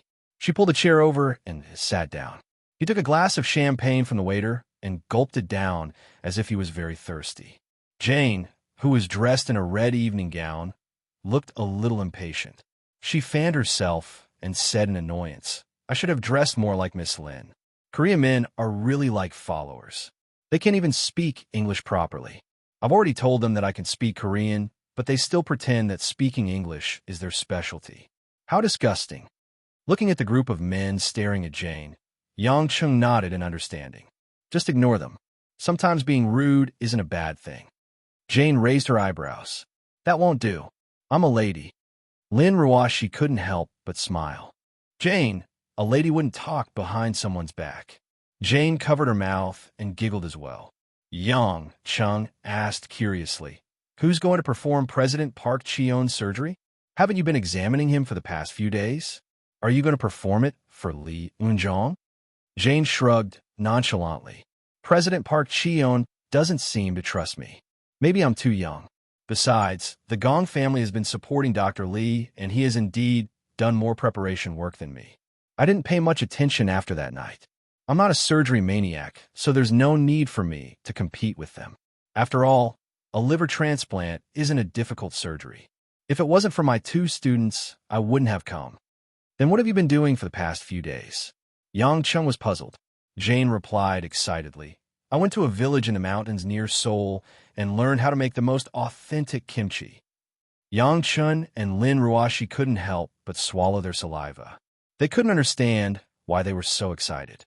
"Didn't you say that the Park family paid you a lot? Could it be that you asked for too much, and that's why he chose Li Yunzhong?" Yang Chung asked. Jane frowned and nodded. "That's a possibility. Logically speaking, a surgery like this can be done within $1 million in the US. It's possible that the Gong family would perform the surgery for President Park for free. How much did you ask for?" Yang Chung asked curiously. Jane made a 2 gesture. $2 million? How is that possible?" Jane rolled her eyes. $2 million isn't even enough for me to look at his tongue. $20 million, and it has to be in pounds. This. Yang Chung sucked in a breath of cold air. Wasn't that equivalent to more than 200 million Hwasea dollars? How was this a doctor's treatment? This was clearly a robbery. Lin Ruashi's jaw dropped in disbelief. She couldn't help but ask, Jane, why is your surgery so expensive? Jane answered matter-of-factly, that depends on the person. If he's a war zone refugee, then he'll get free medical care. But Park Cheon is one of the top 10 richest men in Asia. 20 million pounds is nothing compared to his net worth.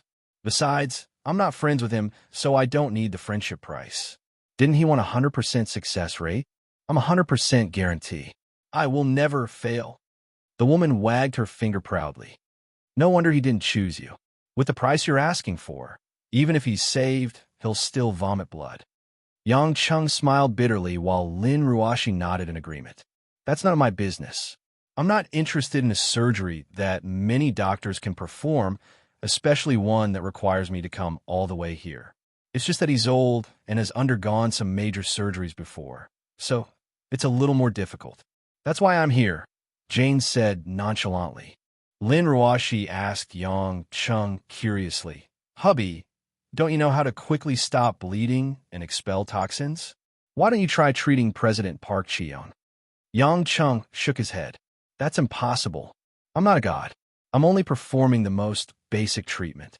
His organs are damaged, and they're the most critical parts of life. I can't afford to make any mistakes. I'm not a doctor, and I don't know much about physiology. It's like a car. I can wash the car and change the oil, but I'm not a mechanic, let alone a car engineer. If I want to change the car's engine and adjust the electronic system, I have to ask a doctor to do it. As they chatted, two figures slowly walked in from the entrance of the banquet hall, attracting Yang Cheng's attention. Upon closer inspection, it was Park Jong-yun and Li Jingjing. Park Jong-yun was dressed in a white suit. He looked heroic, calm, and composed, filled with the calmness and arrogance of a young talent. Li Jingjing was dressed in a pink silk evening gown with a pale yellow ribbon tied into a butterfly knot around her slender waist. Her breasts were especially full, accentuating her exquisite figure. Many people looked over as well. Most of them were familiar with Park Jong-yun, the main person in charge of Star Moon Group. Soon, many people walked over to greet Park Jong-yun one by one. Some even began to ask who Li Jingjing was, most of them with ambiguous smiles on their faces. Li Jingjing wore a reserved smile as she nodded and greeted the VIPs after Park Jong-yun's introduction. This scene made Yang Chung and Lin Ruashi look at each other. They saw a trace of uneasiness in each other's eyes. Jingjing, why does she seem? Lin Ruashi didn't dare to continue. This situation was unexpected. Yang Chung frowned and looked at Li Jingjing. Coincidentally, Li Jingjing also glanced at Yang Chung. Their eyes met. Li Jingjing only paused for a moment before continuing to chat with the other guests. Yang Cheng's eyes were filled with worry. Seeing Li Jingjing chatting and laughing beside Park Jong-yun, he couldn't feel at ease. At this moment, Park Jong-yun and Li Jingjing stood together in the banquet hall. They looked like a golden couple. Many people began to offer their blessings, real or fake. Yang Cheng's eyes flashed with countless complicated emotions. In the end, he revealed a fierce expression and was about to get up and walk over. But Lin Ruashi quickly grabbed Yang Chung and said anxiously, "What are you doing?" She's throwing her lifelong happiness in a fit. Do you want me to watch her make mistakes one step at a time? Yang Chung suppressed his anger. Lin Ruashi's face turned cold. Are you going to kill Park Jong-yun? Who are you to care about her? If you're so worried for her, why don't you tell her that everything you've done before was a lie? Chapter 11:10. Yang Chung sat there in a daze. Lin Ruashi's cold water splashed all over him, and he was at a loss for words. That's right. What kind of identity and reason did he have to control the man she chose? He was the one who asked her to stay away from him. Why did he have to control her now? Lin Ruashi saw that Yang Chung had calmed down and said earnestly, "How about this? I'll find some time to talk to Jingjing in private. If you interfere, it will only make her feel disgusted." Yang Chung gave his wife a deep look. He felt that Lin Ruashi's way of thinking was more appropriate. He nodded. I'll leave it to you then. I don't want old Li to accuse me of harming their daughter the next time I see him. Lin Ruashi nodded and patted Yang Cheng's hand. Not long after, the main theme of the banquet finally began. After Park Cheon's emotional opening speech, The main character of the night, Jinxiu, walked out from the stage. Jinxiu was dressed in a baby gray fishtail evening gown with a blue diamond pendant hanging in front of her pink chest. Under the spotlight, the girl with light makeup exuded a feminine charm. Her fair, natural beauty attracted the eyes of many young men. As the saying goes, dragons give birth to dragons, and phoenixes give birth to phoenixes. Genes may not always be accurate, but most of the time, it still showed. Yoo Yeon-hee was the queen of South Korea. Her talent aside, her looks were indeed better than most female stars in the entertainment industry. Jinxiu and Yoo Yeon-hee shared the same bloodline. Just like her cousin, Jinxiu's beauty became more prominent as she grew older. Of course, Yang Chung did not want Jinxiu to be as vicious as Yoo Yeon-hee. Hearing the applause and praises from the audience, Jinxiu greeted everyone shyly.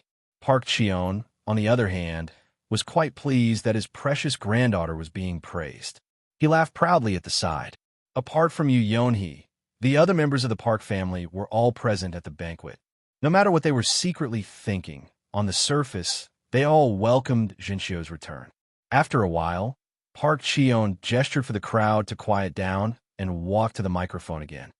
Today, in addition to holding this welcome party for my granddaughter, Jinxiu, I would also like to take this opportunity to officially extend an invitation to everyone. I hereby announce that on the 11th of this month, we will officially hold the succession ceremony of our family. Jinxiu will officially become the legal heir of our family, the Star Moon Group. At that time, I hope that everyone here can reunite again. Thank you all. After Park Cheon finished, he bowed solemnly on the stage. All the guests were planning to applaud and celebrate, but a scene that they were completely unprepared for suddenly happened in front of them. Park Jong-yun, who had just bowed, suddenly felt his knees buckle and he fell to the ground. Park Jong-yun's face was pale from the pain. He was drenched in cold sweat as he clutched his chest with one hand. His body trembled as he fainted on the ground. Whoosh! The crowd was in an uproar. Jinxiu, who was at the side, was startled at first, but then she screamed and rushed forward to stand in front of Park Cheon, yelling "grandfather" repeatedly. Park Cheon's eyes rolled back, and he had already fainted. "Call an ambulance! Quick, call an ambulance!" Park Ji-yeon screamed in panic. Park Jong-yun rushed to the stage and shouted for Park Cheon along with Jinxiu, his face filled with anxiety and worry. Park Cheon's bodyguards rushed forward and surrounded them. Yang Chung and Lin Ruoshi stood up as well. Jane quickly put down her wine glass, lifted her dress, and ran over. Gong Jichung of the Gong family, who was closest to the stage, gestured for Li Yunjong to go up and take a look. Li Yunjong's expression was solemn as he ran up the stage and shouted that he was a doctor to disperse the bodyguards. Li Yunjong reached out to check his breathing. "Everyone, don't panic. He's still breathing. I'll make sure he's well after we send him to the hospital." "Dr. Li, what's wrong with my grandfather?" Park Jong-yun asked anxiously. Li Yunjong furrowed his brows. "We can't be sure at the moment, but it shouldn't be related to the liver tumor. We'll only be able to confirm it after we receive emergency treatment at the hospital." Jane, who was already on the stage, parted the crowd and crouched down to place a hand on Park Cheon's chest. The Park family knew that Jane was one of the doctors who came to treat Park Cheon, so they did not stop her. "Dr. Jane, did you find something?" Park Ji-yeon asked with concern. Jane sighed. "If I'm not mistaken, we're in big trouble." Li Yunjong was displeased. "Dr. Jane, don't be an alarmist. A doctor can't jump to conclusions before a diagnosis is made." Jane couldn't be bothered with him.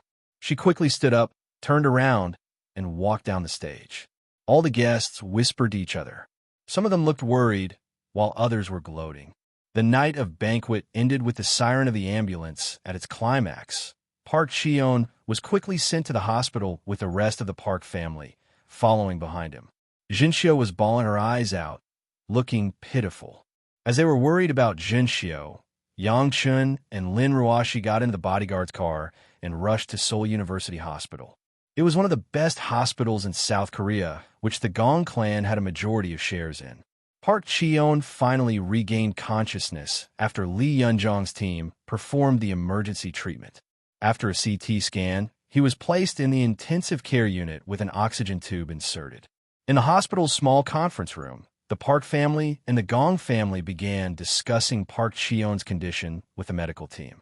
Jane, who came to the hospital with 2 American students, was with Lee Yunjong's team. After going through the data and images, their faces were solemn. Yang Chun and Lin Ruashi sat at the side. They couldn't speak, so they could only listen quietly. Dr. Lee, what's wrong with my grandfather? If it's not a liver problem, what is it? Park Jong-yun asked anxiously. Lee Yunjong adjusted his glasses and sighed heavily. The president underwent the Batista surgery 3 years ago. I'm sure everyone remembers it. Batista surgery? Park Ji-yeon recalled something. Is it the heart surgery? That's right, Lee Yunjong said. It must be the failure of the Batista surgery that led to today's situation. Huh, how could it be like this? Yu Homyong slammed the table in anger. Jinxiu asked with teary eyes, Doctor, what is the Batista surgery? Lee Yunjong put on a profound expression and said, the Batista surgery is named after the Brazilian inventor, Dr. Batista. It's a microsurgery that targets the overinflated heart due to stress. The heart muscle is removed from the overinflated area and sutured to shrink the heart. It's one of the most difficult surgeries in the world of medicine. For patients who need a heart transplant, it's a core skill. That's right. Grandpa did undergo the Batista surgery, but the American doctor said it was a success. Park Jong-yun said. Jane, who had been silent all this while, crossed her arms in front of her chest. She pondered for a moment before speaking. It was a success. It wasn't caused by the doctor's failure.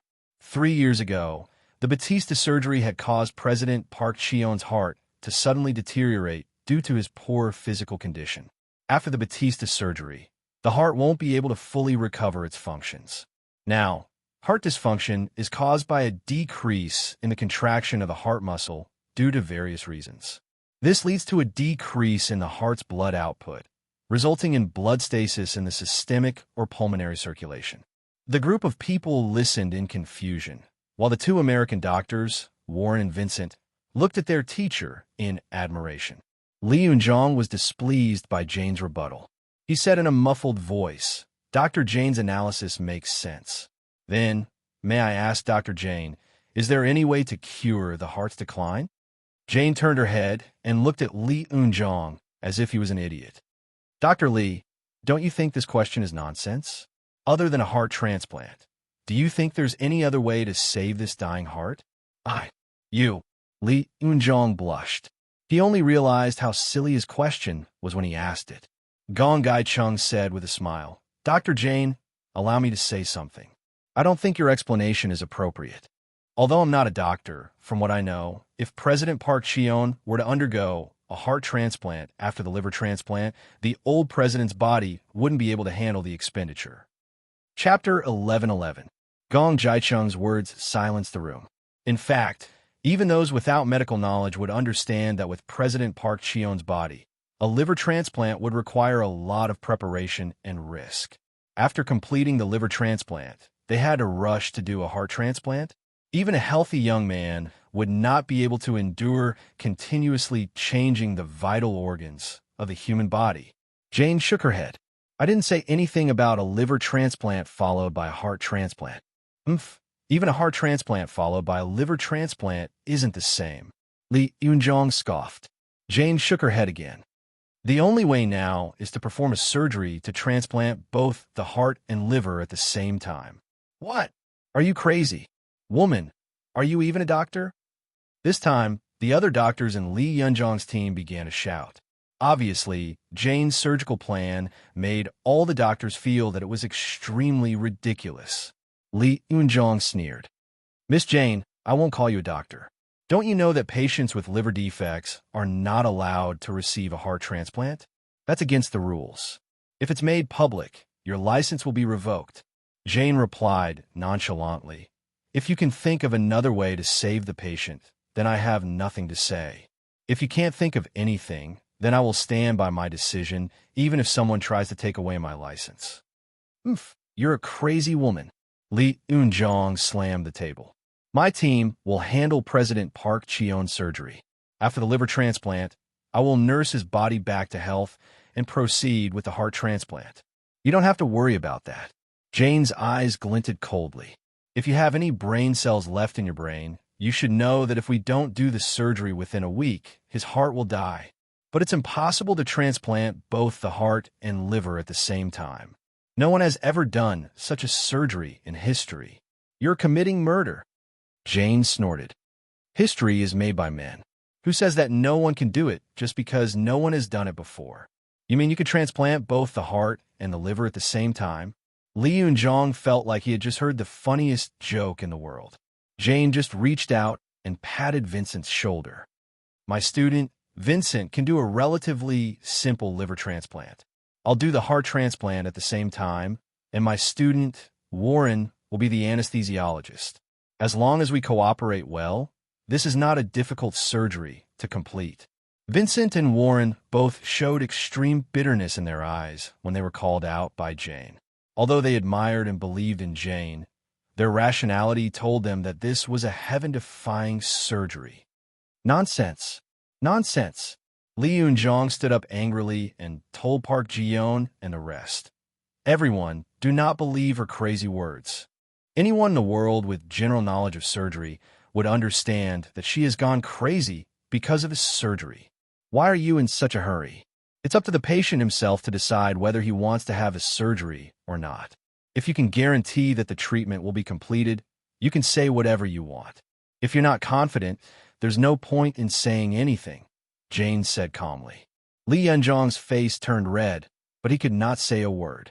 In fact, after carefully sorting out the series of problems, he felt that Park Ji-yeon's life was beyond saving. While the Park family members were silent, Gong Jicheng stood up and said, "Everyone, since Dr. Jane has her own ideas and ability, I think we should recommend that President Park Ji-yeon adopt Dr. Jane's plan for the surgery. Even if this surgery is against international regulations, it shouldn't be a problem since President Park Ji-yeon has agreed to it." Everyone looked at Gong Jicheng strangely. This guy was clearly trying to disassociate himself from this matter. It seemed like he had no confidence in Li Yunzhong anymore, so he pushed the surgery to Jane. Li Yunzhong felt embarrassed and quickly said, "President Gong, Dr. Li." Gong Jicheng cut him off with a frown. "I think you've tried your best. Since Dr. Jane is more skillful, let's leave it to her." Li Yunzhong gulped. No matter how unwilling he was, he could only nod. At the end of the day, he was just a dog of the Gong family. Lin Ruoshi, who had been observing from the side, asked Yang Chung worriedly, "Hubby, is there really no hope for President Park?" Yang Chung deliberated for a moment. "Logically speaking, there's no hope.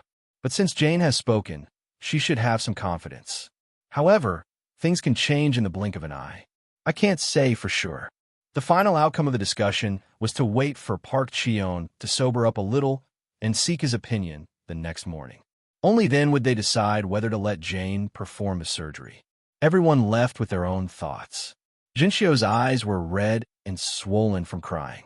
She wanted to stay in the hospital to accompany her grandfather, but under her grandfather's persuasion, Unung, who was taking care of her daily life, drove home alone. Gong Jicheng led the group back to the Gong family. The only one left in the old man's ward was his bodyguard, the young man, Kim Jip. Although Kim Jip had never spoken to anyone, Yang Chung could see a trace of heaviness in the strange young man's eyes. Such emotions were deeper than any tears. That night was destined to be a sleepless one for many. At the foot of a chic apartment in the Gangnam district, a black Mercedes-Benz slowly came to a stop beside a street lamp. The person who stepped out was Li Jingjing, who was wearing a plush coat. Park Jong-yun followed her out of the car attentively and sent her to the entrance of the apartment. Li Jingjing turned around and smiled politely. "Thank you for sending me back. It's getting late. You should go back now." Park Jong-yun, on the other hand, gently reached out to hug her. However, Li Jingjing was prepared and took a step back, causing Park Jong-yun to miss the opportunity. Park Jong-yun was unperturbed. "Vivian, to be honest, ever since you agreed to try and get along with me, I've been full of energy for the past week. I wonder when I can officially make you my girlfriend?" Li Jingjing bit her lips and forced a smile. "I still need some time to get used to it. After all, we haven't known each other for long. It's okay, I can wait. As long as you're willing, you can contact me anytime. I'll be there anytime, Park Jong-yoon said gently. Lee Jingjing nodded. You should go back now. It's cold outside. All right, rest early too. Park Jong-yoon didn't say anything else. He waved his hand and returned to the car, driving away. When a Mercedes-Benz disappeared around the corner, Lee Jingjing slowly raised her head. She looked at the empty street and let out a deep sigh. Just as she was about to open the door, she heard a female voice coming from the other side of the street. Jingjing. Lee Jingjing turned around and saw Lin Ruoshi in a white down jacket running towards her. Lin Ruoshi was wearing a fluffy hoodie. Her delicate face was filled with a shy smile. Sister Ruoshi, why are you? Lee Jingjing was surprised and didn't know what to say. Lin Ruoshi rubbed her hands and pointed at the apartment. Do you mind if I go in for a cup of hot tea? I haven't chatted with you for a long time. It's rare to see you in Korea. We can talk, right? Lee Jingjing seemed to have thought of something. She hesitated for a while before nodding. Okay, come in. At the same time, in a Mercedes-Benz that just left Lee Jingjing's apartment, Park Jong-yoon leaned against the car door and looked at the lights outside the window. He had a meaningful smile on his face as he softly followed the melodious music in the car. The driver was Park Jong-yoon's assistant. Seeing that Park Jong-yoon was in a good mood in the rearview mirror, he couldn't help but wonder, young master, that Vivian Sensei is just Hwasea's woman. She doesn't have any background. Why spend so much effort to pursue her? You could just throw her away or sell her to Vietnam. Wouldn't it be fine? Park Jong-yoon laughed in disdain. People like you can only hang out with those women in nightclubs. You have no taste. Vivian isn't an ordinary woman. Like you said, she doesn't have any background. Yet, she kept rejecting a man like me. Don't you think it's special? The assistant was stunned. He grinned. That's true. Even Miss Yeon came to you on her knees, young master. Humph. The more a woman is like that, the more men will want to conquer her. Don't be careless with Vivian. That's despicable. I'll slowly conquer her heart, then her body. Finally, I'll destroy her heart and body, shattering her self-esteem. Don't you think it'll be a great achievement? Park Jong-yoon laughed sinisterly. The assistant chuckled. As expected of young master. You're so deep when it comes to playing with women. I only hope that when young master is tired of playing with her, don't waste her and give her to us to play with. Useless. Park Jong-yoon smacked the driver's head. You'll get what you deserve. At that moment, Park Jong-yoon's phone rang. Park Jong-yoon picked it up and frowned. He picked it up and asked, "What's up?" After listening to the conversation, Park Jong-yoon hung up and said to his assistant, "Don't go back yet. Drive to Myeongdong Hotel." Chapter 11:12. Late at night, the temperature in Seoul plummeted. It was as if someone was defrosting the moment they entered the house. In Lee Jingjing's apartment, Lin Ruoshi pulled down her hat and looked around before sitting down on the sofa. The decor is quite cozy. It's a comfortable place to live alone, Lin Ruoshi commented. Lee Jingjing quietly brewed 2 cups of tea and placed them on a coffee table before sitting down with Lin Ruoshi. It was arranged by President Park Cheon. I'm staying here because it's close to the Park family. Lee Jingjing smiled faintly. Then why aren't you staying at home? Lee Jingjing shook her head. It's the rules of a big family. I'm a teacher, not a guest or a servant. Oh, Lin Ruoshi nodded. The two of them seemed to have run out of topics to talk about. Lin Ruoshi picked up the cup of hot tea and took a sip before putting it down slowly. The living room was so quiet that they could hear each other's breathing. After a long time, Lin Ruoshi cautiously asked, Jingjing, are you dating Park Jong-yoon? Lee Jingjing seemed to be prepared for this and asked, Did Brother Yang send you to ask? Lin Ruoshi paused for a moment before replying. That's what we all want to ask. Why? Because Park Jong-yoon isn't an ordinary person. We're worried that you'll be deceived by his appearance and get hurt, Lin Ruoshi said earnestly. Lee Jingjing seemed to have heard a joke as she mumbled, Hurt? Hurt? Yeah. Lin Ruoshi nodded. You might not know this, but Park Jong-yoon is the adopted son of the Park family. In the past, he intentionally dated Yeon-hee in order to fight for the family fortune. But when he realized that Yeon-hee couldn't help him, he dumped her. You've seen how Yu Yonhee has become. Li Jingjing didn't seem to be moved. She raised her head and asked, Yu Yonhee is Yu Yonhee, and I am me. I can't help him fight for the family fortune, so why are we lumping it together? But there's something wrong with his character, Lin Ruoshi said anxiously. Li Jingjing looked deeply at Lin Ruoshi and said, Sister Ruoshi? Then do you know Brother Yang cut off a person's head right in front of me? According to what you said, Brother Yang is not only a murderer, but also a cruel and ruthless man. To say that he is mentally twisted and abnormal is not an exaggeration. How can you say that about him? Yang Chung didn't kill people randomly. He did it to protect you, Lin Ruoshi said with dissatisfaction. But Park Jong-yun made use of Yu Yonhee to fight for the inheritance for his own benefit. Isn't that crueler than beheading someone? Lin Ruoshi was stunned. She didn't expect the conversation to proceed like this. Seeing that Lin Ruoshi didn't speak, Li Jingjing continued, I know that you and Brother Yang are doing this for my own good. You're worried that Park Jong-yun will deceive me, toy with me, and hurt me. But Sister Ruoshi, have you ever thought that even without Park Jong-yun, there would still be other men? I'm being shameless. If I'm an ordinary girl, perhaps I can find an ordinary office worker and live a stable life. But since Park Jong-yun is trying to please me, it means that I'm still attractive. You probably don't know this, but if it wasn't for Brother Yang back in Zhonghai, I would have been killed by the head of the West Union Society, Chen Dihai, and Chen Feng. If it wasn't for Brother Yang, I might have been a hostess in some nightclub. My parents aren't in good health, and our family needs money. I have no other choice but to do that kind of work. Lin Ruoshi clenched her fists and clutched the corner of her clothes. She bit her lips and lowered her head. Li Jingjing wiped the corner of her eyes and forced a smile. Sister Ruoshi, you've had a good life since you were young, so you shouldn't have thought of this. Actually, sometimes when I pass by some shady nightclubs, I think that many of the beautiful girls in those clubs aren't like that from the start.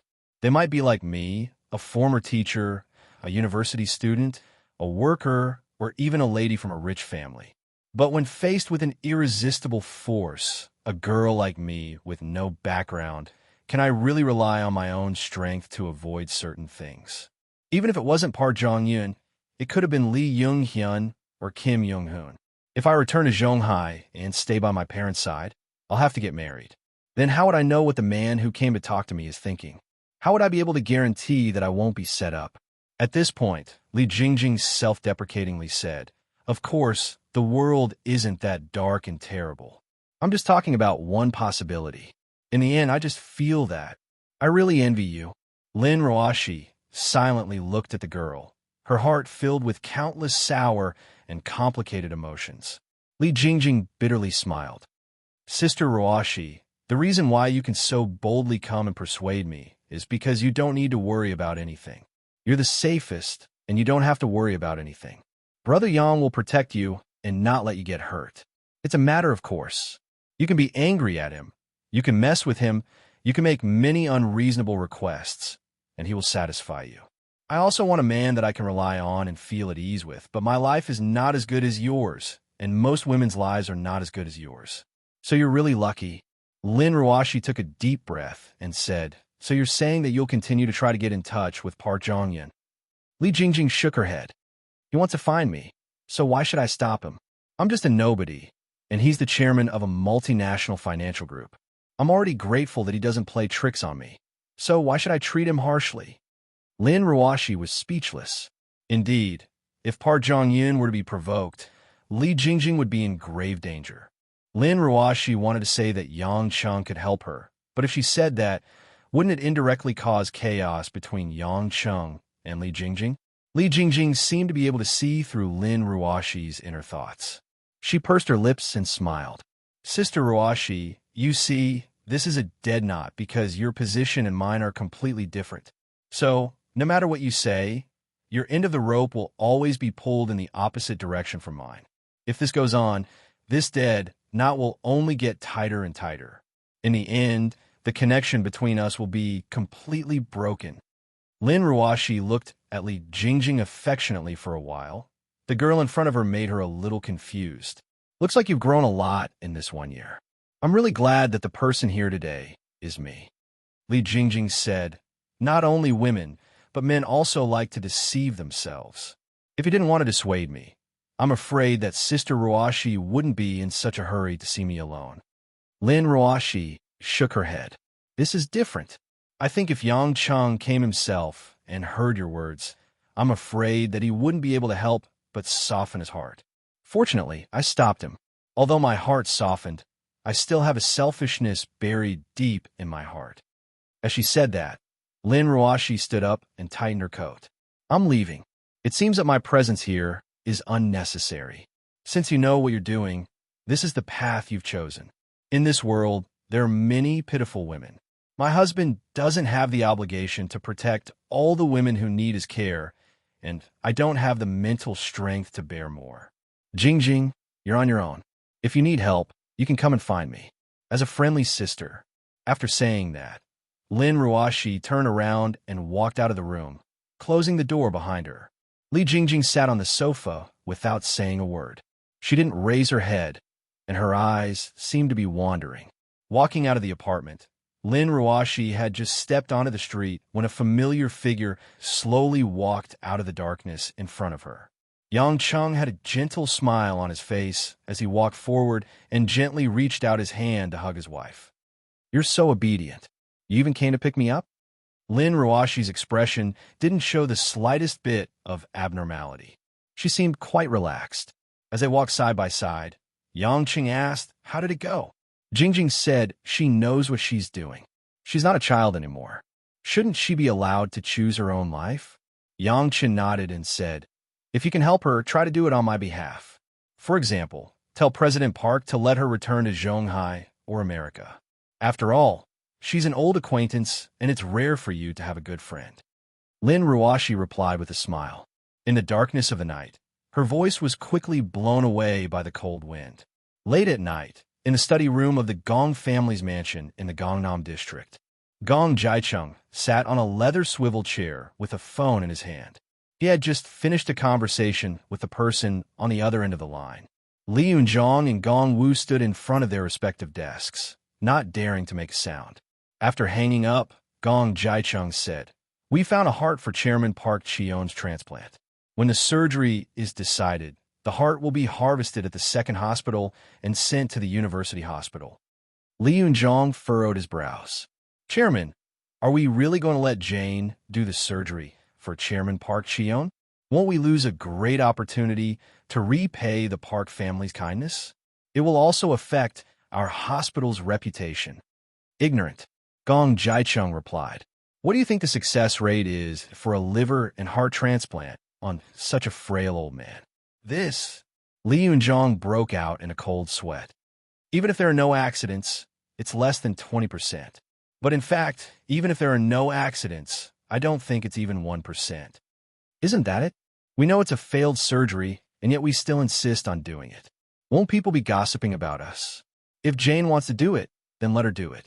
It's a pity that Park Chion died so early, but at least it's not a bad thing. We can just say that the cause of his death was a failure of Jane's surgery. Gong Jicheng sneered. What we need to do is cooperate as much as we can to earn the Park family's gratitude. When that time comes, it'll be much easier for us to unite with the Park family through marriage. Gong Jicheng licked his lips and smirked. Father, that Zhenxiu is indeed extraordinary. She's much better than those girls who only know how to flirt. I must marry her. You good for nothing. Based on the marriage agreement, marrying Zhenxiu is just the first step. Without that old fox Park Chion, Star Moon Group will be ours sooner or later. You need to look further ahead. Gong Jicheng's eyes were filled with excitement, as if a bright future was waving at him. Chapter 11:13. The next morning, in Park Chion's ward, the old man was already awake and sitting up. In front of Park Chion was a table with 3 documents placed on it, waiting for the old man's signature. Gong Jicheng, Li Yunzhong, Zhenxiu, Park Jion, and other family members were also present in the ward. Yang Cheng and Lin Ruoshi had also rushed over early in the morning. Jane explained the surgery in detail to her 2 students. After she was done, Jane said, President Park Chion, the 3 documents in front of you are the consent forms for the surgery, blood transfusion, and anesthesia. Once you've signed them, we can proceed with the surgery. Mr. Gong has already confirmed the liver and heart transplant this morning. Park Cheon glanced at Li Eunjong in confusion before turning to Jane. Dr. Jane must be the one to perform the surgery all of a sudden. It must be a difficult surgery. Li Eunjong's face flushed red. Park Cheon's words were clearly implying that his skills were inferior to Jane's. Jane, on the other hand, flashed a radiant smile that lit up the entire ward. That's possible. Otherwise, it's expensive to hire me for surgery. Most rich people wouldn't want to see me. Jane winked. Park Cheon grinned. 20 million pounds isn't a big deal to me. Jane suddenly shook her head. It's not 20 million, it's 40 million pounds. What? Park Cheon and the others exclaimed in shock. Even Gong Jicheng and Li Eunjong stared at Jane in shock. Jane said innocently, the 20 million was for the liver transplant. Now that we've added a heart transplant, the difficulty has increased exponentially. Of course, I have to increase the price. You're taking advantage of my misfortune. Park Ji-yeon screamed. Whatever you say, just don't go back on your words. Park Ji-yeon gestured for silence with a wave of his hand. Park Ji-yeon gave Jane a long look and snorted. Fine, 40 million it is. If you're going to charge too low, then I can only say that you're not confident. Since you're willing to charge this much, I believe you have the means. But I want to know before the surgery. If the operation is successful, how many more years can I live?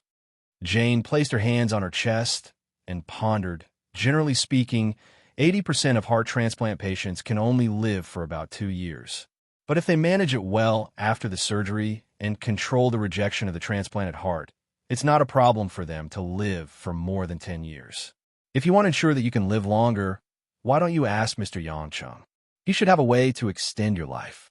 He doesn't have the ability to save you, but he should be able to let you live for many more years with your organs intact. Mr. Yang? Park Cheon mumbled to himself as he turned to look at Yang Chung, who was standing by the window.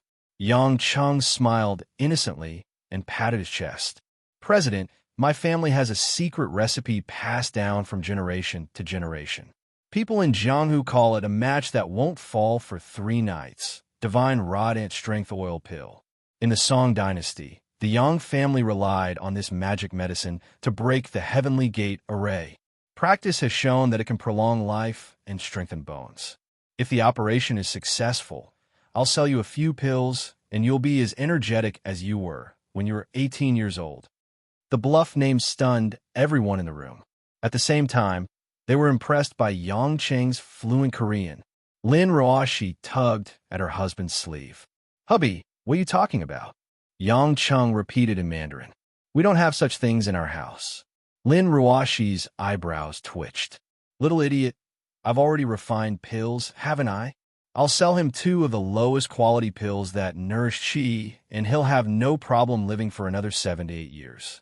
Earning money is much easier than selling clothes. Lin Roashi rolled her eyes and blew at her fringe, completely losing her temper. With that settled, Park Cheon took the pen from his bodyguard, Kim Jip, and signed the 3 agreements solemnly. Once the signatures were signed, Jane's expression turned solemn. She picked up the agreement and bowed slightly to Park Cheon. Thank you for your trust. I promise that I won't let you down. To prevent further complications, the operation will begin at 2 o'clock in the afternoon. Park Cheon nodded. Thank you. The atmosphere in the ward was heavy. Everyone's faces were filled with various emotions. The stakes involved in this operation were far beyond anyone's imagination. After leaving the ward, Park Jong-yun worriedly asked Jane once more, Dr. Jane, my grandfather, will he be all right? No one could doubt Park Jong-yun's sincerity when he looked like he was about to cry. Jane replied confidently, I've never failed. Li Eunjong snorted in disdain, but was quickly silenced by Gong Jicheng's glare. After a simple lunch in the hospital, they rested for an hour before Jane gathered the team and headed to the operating room with the 2 American students, Vincent and Wallen. Seoul University Medical Center's surgical equipment was world-class. There were no issues. Park Cheon, who was anesthetized, was wheeled into the operating room. Everyone went to the viewing platform above the operating room. From there, They could see the operation clearly. The operation had attracted many doctors from the university hospital. Before the operation began, Gong Jicheng made a phone call. After confirming something, he spoke into the microphone in front of him. The heart for the transplant has been removed. It will be here in an hour. The liver has been delivered. The operation can begin now. Jane nodded. With a mask on, she said methodically, "According to the plan, Vincent will be in charge of the liver transplant, and I will be in charge of the heart. Wallen will be the anesthesiologist, and you will be in charge of the surgical invasion. Understood?" The surgical invasion referred to the physical and mental exhaustion of the patient during the operation. It played an important role in the evaluation of the success of the operation. Everyone agreed. Most of their eyes were solemn because this was the most difficult operation they had ever faced in their medical careers. It was a surgery that they felt was impossible before it even started. Even though Jane was the pinnacle of medical expertise in the eyes of this foreign team, they still found it unbelievable. After confirming, Vincent said, "Begin the live donor liver transplant." Forceps, 60 sutures. Jane then said, "Proceed with the heart transplant for dilated myocardium." Scalpel. The nurses quickly handed over the tools while the assistant took the forceps and gauze. A desperate counterattack against the Grim Reaper had officially begun. On the spectator stand, Jinxiu's face was filled with worry. Seeing that the surgery was proceeding, she could not help but ask Jicheng Gong, "President Gong, why hasn't the heart arrived yet? Shouldn't it have arrived earlier?" Li Yunzhong played the role of a knowledgeable commentator. "Miss Jinxiu, removing the heart too early will only weaken the heart's function and cause it to die. Therefore, removing the heart now and sending it here to coordinate with the surgery's progress is the most reasonable course of action." Jinxiu didn't really understand it, but it made sense. Yang Chung frowned. "It can't be. What if the heart can't be sent here?" Gong Jicheng's face darkened. "Mr. Yang, the Gong family is in charge of transporting the heart and liver. Do you think we can shirk our responsibility if something goes wrong? Even if you doubt our respect and sincerity towards the president, you shouldn't belittle our intelligence." Yang Chung shrugged. "Come to think of it, the Gong family would not resort to such a foolish method to harm Park Cheon." The surgery proceeded as per normal. Jane's speed was exceptionally smooth, causing the surrounding nurses to be dazzled. Li Yunzhong, Gong Jicheng, and the rest who were watching from the sidelines were all shocked by Jane's performance. Jane was fully immersed in the surgery. Her hands and movements were swift. Bone saw, muscle hook, backhand, harmonic knife, chest opener. Each piece of surgical equipment danced in Jane's hands like dancing elves. Every inch of the equipment was perfectly controlled. Even Vincent, who was performing the liver transplant, was under immense pressure. He was afraid that he would embarrass his teacher. Just as everyone was watching with bated breath, Jane announced, "Adhesion has been detected. It's extending beyond the apex of the heart to the lateral wall of the heart." "What?" Li Yunzhong exclaimed. The other university hospital executives who were observing the surgery also had a grave expression on their faces. Jinxiu asked anxiously, "What's going on? Why is everyone looking like that?" Chapter 11:14. Li Yunzhong sighed. Due to the Batista surgery and chronic cardiac dysfunction, the deterioration is worse than expected. The adhesion has even spread to the lateral wall of the heart.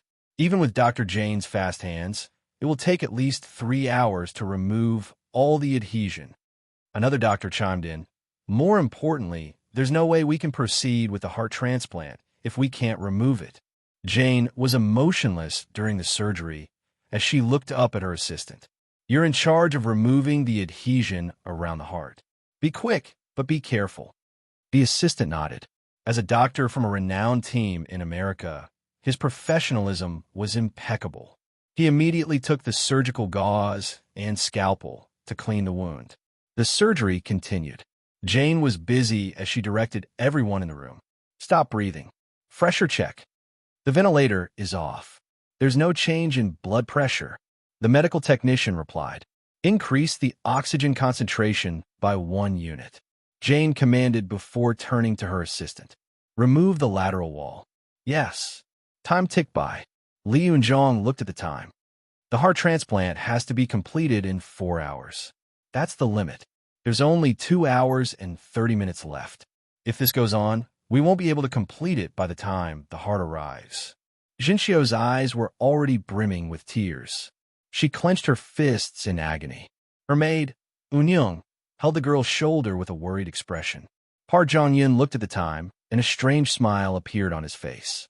Down below, Jane was still proceeding in an orderly manner. I'll handle the IVC, inferior vena cava. Round-head scissors. The assistants were drenched in cold sweat, but they were impressed by Jane's calmness in the face of danger. Vincent, who was at the side, also tried his best not to be disturbed and successfully performed the liver transplant. Liver transplant. Suture of the hepatic artery. Proceed with reconstruction of the gallbladder. Forceps, 40 sutures. Jane glanced at Vincent and nodded approvingly. Vincent smiled bitterly behind his mask. His teacher still had the time to praise him. Even if the liver transplant was a success, there was no hope for the heart transplant. Wallen shouted, "The intestines are starting to swell. Add muscle relaxant." Teacher, if this goes on, the chances are slim. What's the rush? Do you think I don't know? But even if there's only a sliver of hope, you have to do your best. As a doctor, you have to gamble on that sliver of hope. The medical staff in the operating room looked at Jane rather emotionally. It was as if the young female doctor's faith had infected everyone, and they finally became serious and focused again. On the viewing platform, Li Yunzhong's eyes glowed with a strange light as he watched Jane's movements without any hesitation. At that moment, a phone call was made to the viewing room. The director of the university hospital took the phone, listened for a while, and hurriedly handed it to Gong Jicheng. Hearing this, Gong Chi-chung suddenly shouted, "What? Are they all useless? Hurry up and clean up the scene. Bring it back immediately." When everyone heard this, someone quickly asked, "Is there something wrong with his heart?" Gong Jicheng's face was ashen. The car that was transporting the transplanted heart got into an accident on the way, and now the road is blocked. What should we do? Almost 2 hours had passed. Why did the news only come now? Lu Haoming shouted anxiously. Jinxiu's pretty face was pale as she questioned, "Didn't you just say that there's absolutely no problem?" Many people immediately looked at Gong Jicheng suspiciously, and this made his expression even more unsightly. "Damn it, believe it or not, I really don't know why there would be an accident." Gong Jicheng gritted his teeth. "President Gong, do you think that's believable? Why would there be an accident at this time, and not at any other time? Isn't this too much of a coincidence?" Park Jong-yun questioned angrily. Gong Jicheng sneered at Park Jong-yun. "I also want to know if there's someone behind this." The atmosphere in the viewing room tensed up. Li Yunzhong suddenly gritted his teeth and said into the microphone, "Dr. Jane, the transplanted heart was blocked by a car accident on the way. The entire road is blocked, and we can't deliver it in time. Be careful." The medical staff in the operating room sucked in a breath of cold air. This news was undoubtedly a bolt out of the blue, adding insult to injury. Even Jane's hands paused for a moment, and she took a deep look at the people on the viewing platform. Kim Jip, who had been silent all this while, suddenly stepped forward and said, "Which road did the accident happen at? I'll rush over immediately. It's near the south of Tongkei Bridge. I've already sent someone over to transfer the heart to another road," Gong Jicheng said. "There's no time. Have them wait where they are. I'll send a helicopter over with me." Kim Jip finished speaking and turned to leave. Gong Jicheng's face was filled with anger. It was obvious that the Park family no longer trusted him. Yang Chung, on the other hand, walked to the front of the viewing platform and signaled to Jane below. This was a gesture used by the special forces, and only Jane knew what it meant. After understanding, Jane nodded and continued with the surgery. Yang Chung walked to Lin Ruoshi's side and said, "I'm going out for a while. I'm afraid they won't make it in time. You stay here and accompany Jinxiu." Lin Ruoshi was also anxious. When she heard that Yang Chung was going to retrieve the heart, she also supported him. In the operating room, Jane pondered for a moment and said to the assistant, "You'll also do the cleaning of the superior vena cava of the SVC. Vincent, how's your progress?" Vincent replied, I've entered the stage of suturing the jejunum. Forceps. Warren gulped and asked, Teacher, will the heart not be able to make it in time? Jane glanced at him. Don't think too much. We have to trust him. Him? Yes. Jane didn't explain further and continued. There's no time. There are only 2 hours left. Perform simultaneous stripping harmonic knife. At the same time, south of Tonkay Bridge in a green area of the urban park in the jungle. Yang Cheng's figure walked out from the corner of the bushes that no one was paying attention to. After all, it was broad daylight. Yang Cheng didn't want to suddenly appear in the downtown area and cause all kinds of chaos. Compared to Kim Jip and the others who came here by helicopter to retrieve the heart, Yang Cheng was definitely much faster. After spreading out his divine sense to sense the situation around him, Yang Cheng immediately found the congested section of the road where the car accident occurred. When he ran quickly to the congested section of the road, Yang Cheng found that it was due to the explosion caused by the spontaneous combustion of a car, causing the entire traffic to be in a mess. Looking at the police cars and ambulances constantly honking, Yang Cheng frowned. In this situation, it would be impossible to clear it without 2 or 3 hours. Moreover, even if the helicopter came over, it would probably take a lot of effort to find the car transporting the heart from the sky. Yang Cheng ignored the sidelong glances of the crowd and ran quickly through the traffic, his eyes quickly sweeping over every car. With his keen ability to capture the moment, Yang Cheng fixed his eyes and finally found a non-ambulance with the words Second Hospital printed on it. Rushing to the front of the white transport vehicle, Yang Cheng knocked on the door. The driver was a hospital staff in a white coat. He was puzzled and asked, Sir, what's the matter? Yang Cheng asked directly, I'm for the Park family. Where is the transplanted heart? The driver looked puzzled. Again from the Park family? Didn't someone from the Park family come just now and take the heart away? What? A flash of lightning flashed through Yang Cheng's mind as he subconsciously understood what was going on. Are you sure it's someone from the Park family? What's his name? It's a young man with fair skin. He said he's Kim Jip from the Park family, the driver replied. Yang Cheng narrowed his eyes and asked, How long has he been gone? Which direction did he go? What did the box containing the heart look like? Although the driver was confused, he still answered. He ran west and said the car was in that direction. He left less than 2 minutes ago. The box was red. Yang Cheng didn't ask any further. He turned around and ran towards the west. It was impossible for Kim Jip to arrive here before him, so the person who took the box could only be someone who deliberately wanted to frame Kim Jip. But why did he not pick anyone else but Kim Jip, a quiet young bodyguard? Before Yang Cheng could figure it out, a flash of red caught Yang Cheng's attention at a fork in the small park ahead. Also because Yang Cheng was extremely fast, he immediately caught up to the person before he could run far. Seeing the familiar figure and the red box in his hand, Yang Cheng was a little stunned. This person looked exactly like Kim Jip. Chapter 11:15. If he didn't know that the person in front of him couldn't be Kim Jip, and that although this person's appearance and figure were the same, he didn't have the murderous aura hidden in Kim Jip, Yang Cheng would probably think that the person in front of him was Kim Jip, just like everyone else. When Yang Cheng leaped forward and arrived in front of Kim Jip, this guy was obviously shocked by Yang Cheng. Who are you? The man asked. Yang Cheng smiled. As expected, you're a fake. Not knowing me is the best evidence. Kim Jip subconsciously took 2 steps back. A trace of viciousness appeared in his eyes. No matter who you are, you'd better scram. Yang Cheng didn't have the time to chat with this guy. Jane was still anxious to use her heart, so he took a step forward and rushed in front of the man. His big hand grabbed the red portable storage box in his hand. The man's eyes flashed, and a sinister smile appeared on the corner of his mouth. His left hand suddenly pulled out a sharp short blade from behind him and stabbed it towards Yang Cheng's waist and abdomen. Yang Cheng was already aware of it, but he couldn't be bothered to care. After grabbing the box, he fiercely snatched it away. The man's eyes revealed a look of horror, because he discovered that when the dagger touched Yang Cheng's body, it was as if it had hit a piece of incomparably tough metal skin. Although there was a dent, it couldn't cause any damage. This guy's body, even a dagger can't penetrate? This Is this a monster? The man didn't have the strength to resist Yang Cheng's violent grab.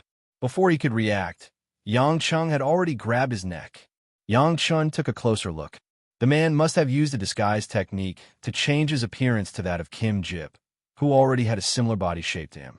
This kind of face-changing technique was used by many places and organizations in Southeast Asia. It wasn't exclusive to Japanese ninjas, so it was hard to tell which organization he was from. Yang Cheng didn't intend to tear off his human skin mask.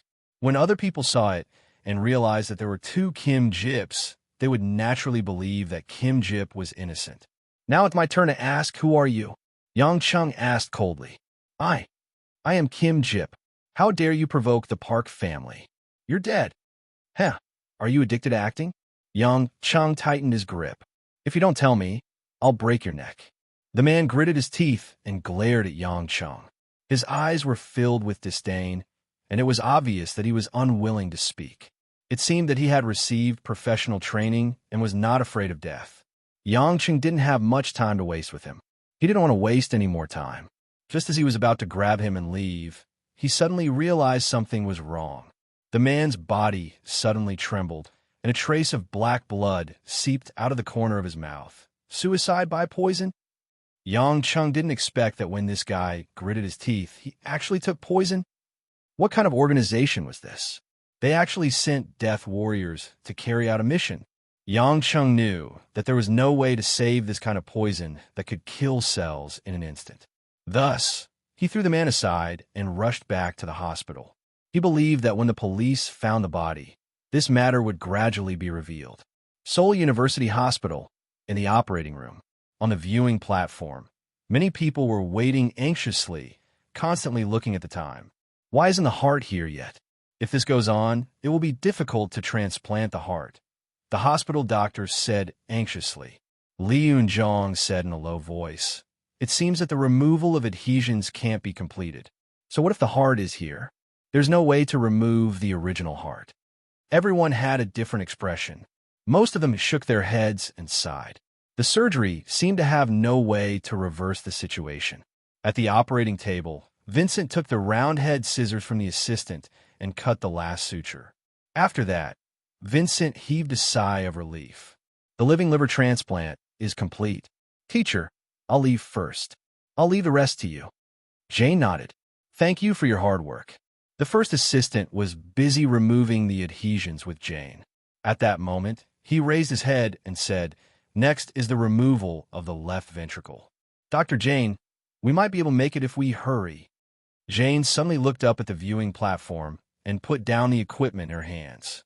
Removal of adhesions complete. As soon as these words came out, everyone looked at Jane in astonishment, as if a huge hammer had smashed on everyone's head. Teacher, the left ventricle hasn't been removed yet.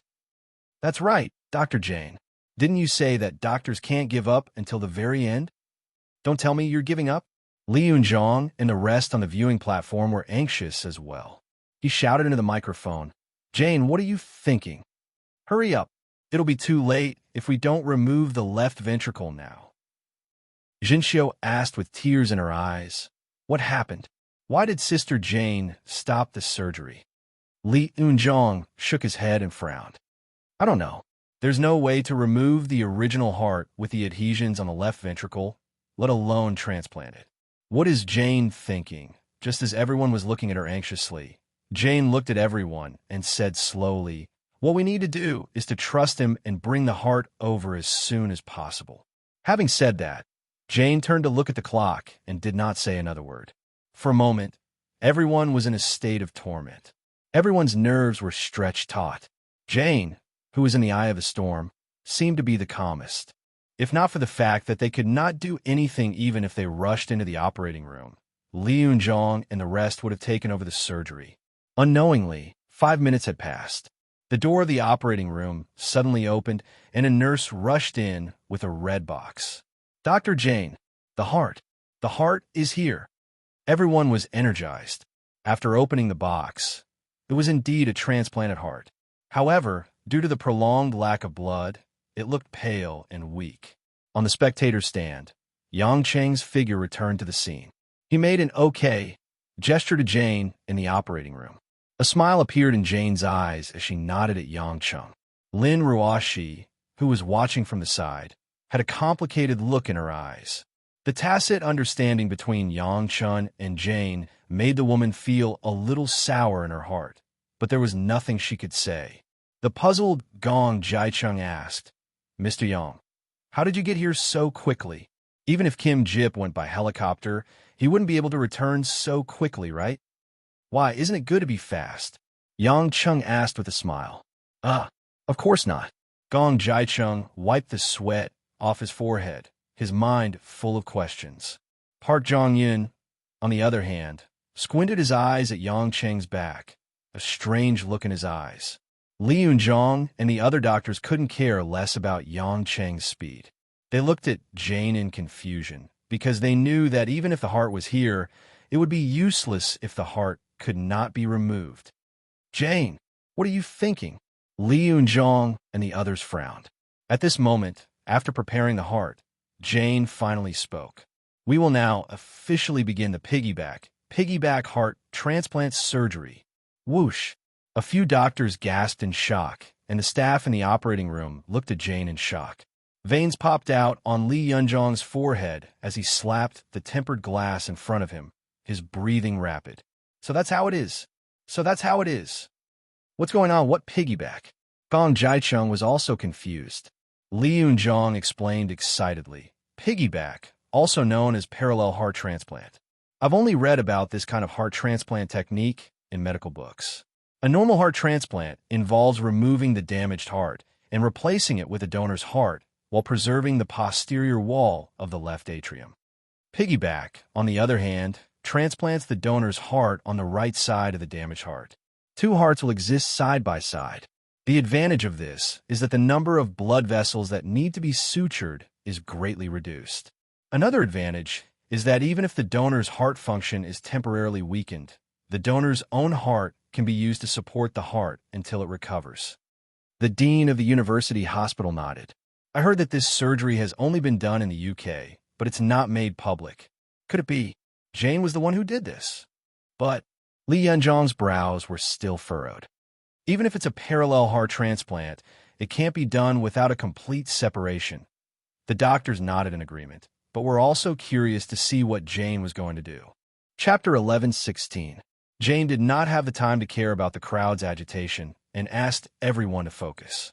"Install the artificial heart and lung." Line 40. The assistant also picked up the tourniquet and the toothless straight hemostatic forceps and began to assist in the work. "Artificial heart and lung installation complete," the machine master said.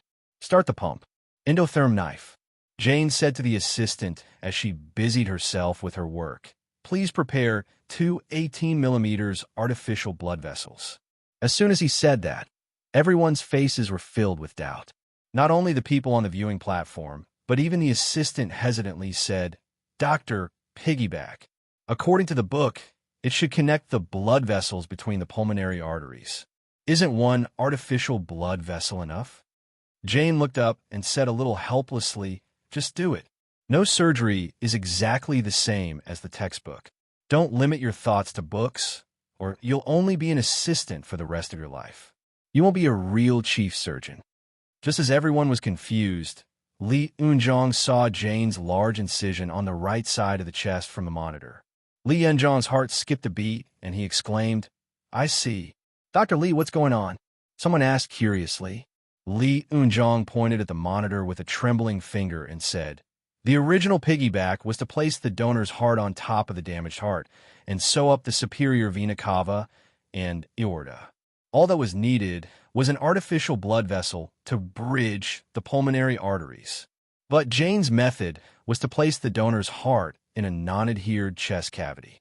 To make up for the extra distance in the original method, an artificial blood vessel was used to suture the aorta." "I see." Dr. Li's eyes are sharp indeed. "We didn't even realize it." A doctor praised. Li Yunzhong, on the other hand, shook his head with a bitter smile and sighed. "Forget about me. It's not even worth mentioning in front of Jane. None of us managed to guess her plan. From the start, Even if Jane could not complete the separation within a limited time, she had already calculated the donor's condition in the transplant space. To think that we were so anxious. So it turns out that all of this is within her calculations. Everyone was shocked. After understanding Jane's train of thought, they were all sincerely convinced. Then, does that mean my grandpa can be saved? Jinxiu asked hopefully. Li Yunzhong nodded. If everything goes smoothly, there should be no problem. Many of the Park family members heaved a sigh of relief, but Park Zhongyun's smile was a little stiff. There were 50 minutes left. The pleura had been cut open, and the heart was ready. Jane's hand's speed increased again. Aortic forceps. Cut off blood flow. Inject cardioplegic fluid. Begin transplantation. Pointed scissors. He took the heart from the assistant and carefully fixed it. Then, he began to suture the left side of the heart. Tweezers, line 40. On the grandstand, everyone's heartbeat quickened as they watched. Based on Jean's speed, it should be possible. However, the donor's heart has been transported for too long, and its functions are already damaged. If the donated heart can't handle it, everything will be in vain. Let's hope there are no problems. Li Yunzhong analyzed. Jane did not stop at the operating table. Perform blood drainage. Begin the distal pulmonary artery suture. Thread 40, forceps. Raise the aspirator a little higher, reduce the load, inject 500 subcutaneous. Add FFP. Warren and a few of his assistants who were the closest to Jane noticed that her speed was even faster than before. Even the doctors on the grandstand were speechless with their mouths agape. The surgical skills they had witnessed today had shaken their knowledge of medicine to the core. Li Yunzhong clenched his fists tightly. His eyes were filled with indignation and helplessness. The dazzling technique allowed Piggyback to end in a much shorter time than expected. After Jane completed the suture calmly, she said to the technician in a clear voice, "Flow down." "Yes." "Remove the blockage, back up." As soon as she finished, everyone focused on the heart, hoping that it would start beating. In an instant, everyone in the operating room held their breaths, as if afraid that the heart would be disturbed. A few seconds passed, and just as everyone was feeling more and more threatened, the heart started beating. Thump, thump, thump, thump. It was as if everyone could hear the heartbeat in their heads. Success? Success! Someone started to shout in excitement. Just as everyone on the grandstand heaved a sigh of relief, an ear-piercing beep sound was heard. On the electrocardiogram, the heartbeat rate was increasing rapidly. Warren took a look and exclaimed, "It's VT, ventricular tachycardia." What's going on? Wasn't the surgery a success? Jinxiu's joy vanished into thin air. Li Yunzhong said in a low voice, "The VT is too severe, and the blood loss is too long. The heart can't be used anymore. I was worried that it would happen." "Then what should we do? Can Grandpa be saved?" Park Zhongyun seemed to be excited again, but he asked earnestly. Li Yunzhong shook his head. "A heart transplant. Even the transplanted heart has lost its vitality. How can we save him? We still didn't make it." Lin Ruoshi said regretfully. Yang Cheng reached out and hugged her shoulder tightly. "I believe Jane will find a way." Lin Ruoshi looked up and saw Yang Cheng's confident expression. She sighed in her heart. Everyone at the operating table looked at Jane, but most of them had a look of pity on their faces. To them, there was nothing they could do to save the situation. Jane closed her eyes and pondered for a while. Suddenly, she opened her eyes and said, "Lidocaine hydrochloride, set to 50 milligrams, DC defibrillator, 20J charge." Although they felt that it was impossible, the technician and his assistant quickly brought the defibrillator over. "Doctor, charging complete." Jane took the defibrillator and placed it close to her heart. "Get out of the way. Discharge." After the electric shock, the electrocardiogram's frequency was still very high. The VT was still there. "Doctor, this won't do." A nurse was on the verge of tears. Jane's eyes showed no signs of panic. "Turn on the artificial heart and lung again. Pump." "Yes." As the artificial heart and lung was turned on, everyone was on the brink of despair. "Teacher, install the VAD." Vincent, who was already in the stands, shouted into the microphone. "Heart support device?" Someone asked. Yes, be prepared for the heart to fail. Vincent said, but the president's body can't take it anymore. After the liver transplant, his body is already at its limit. Li Yunzhong denied this method. On the operating table, the donor's heart was still beating and the blood drainage was still ongoing. Everyone stared at Jane, only to see her using 20J to defibrillate the heart again. "Teacher, what are you doing?" Warren cried out in alarm. After defibrillation, Jane actually asked the assistant to change a pair of gloves for her. Jane didn't answer.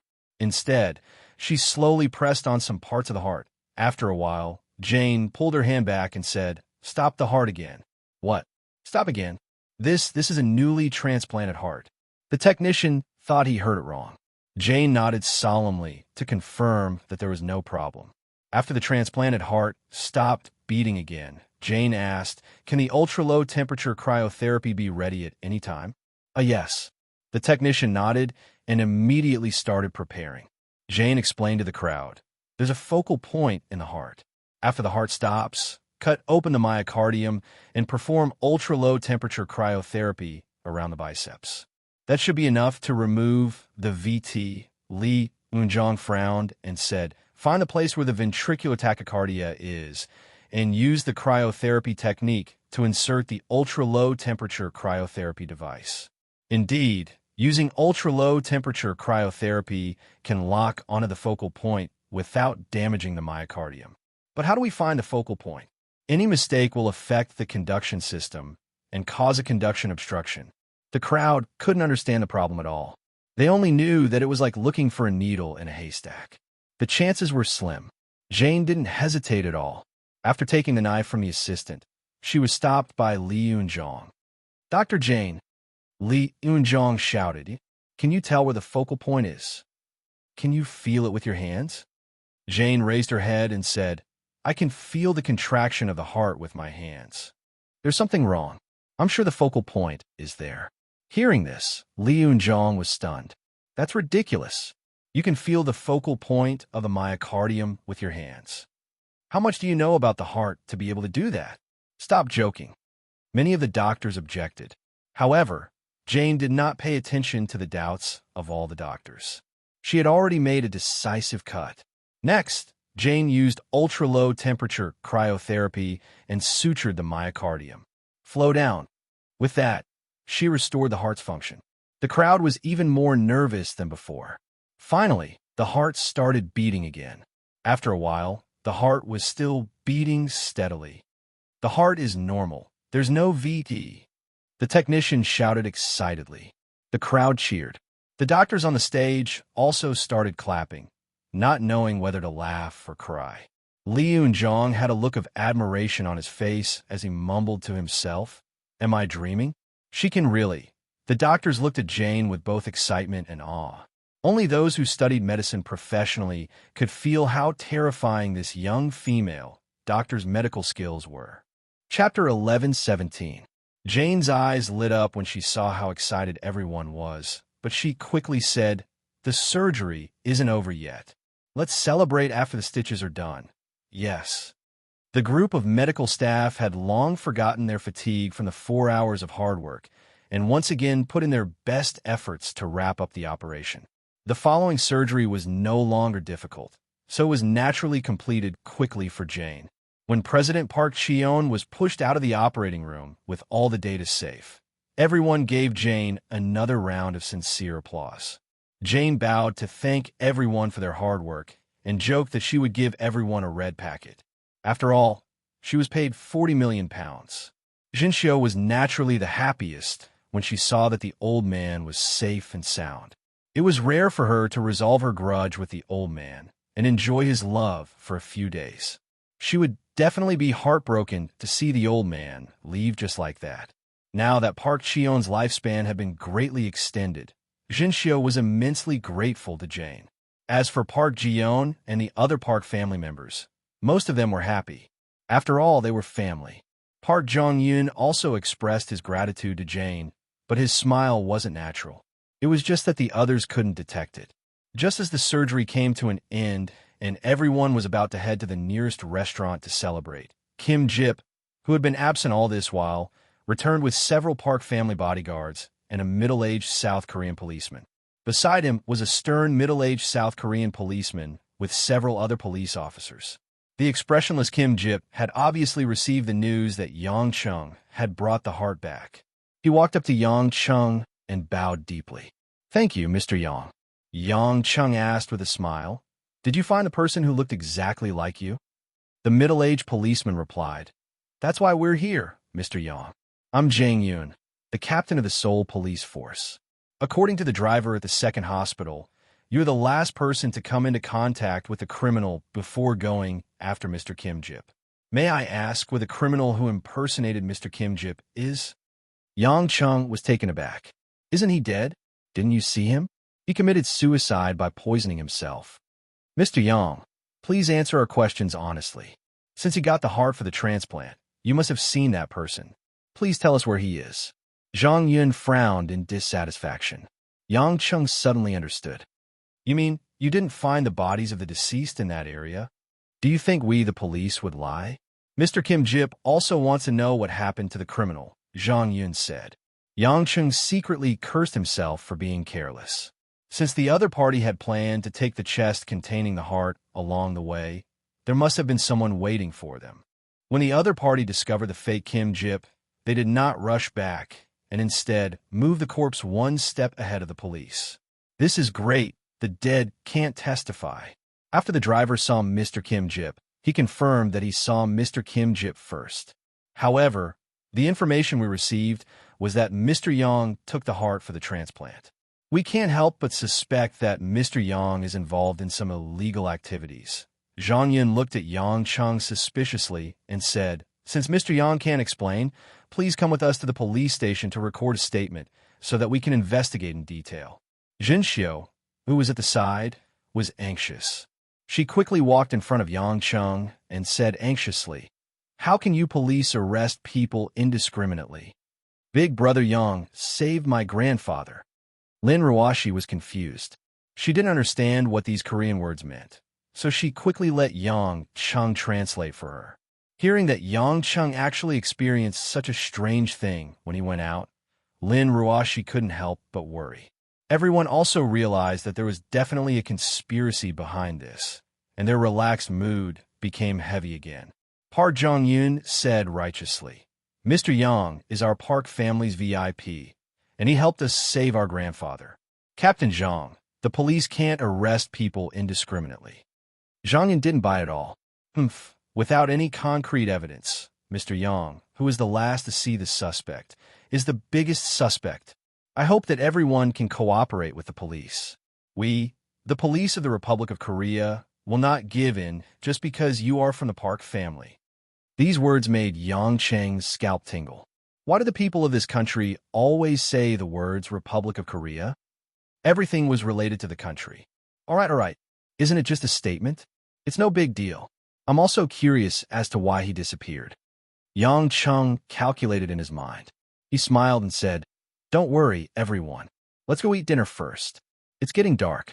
Under Yang Cheng's persuasion, everyone felt that there shouldn't be a problem, so they didn't say anything.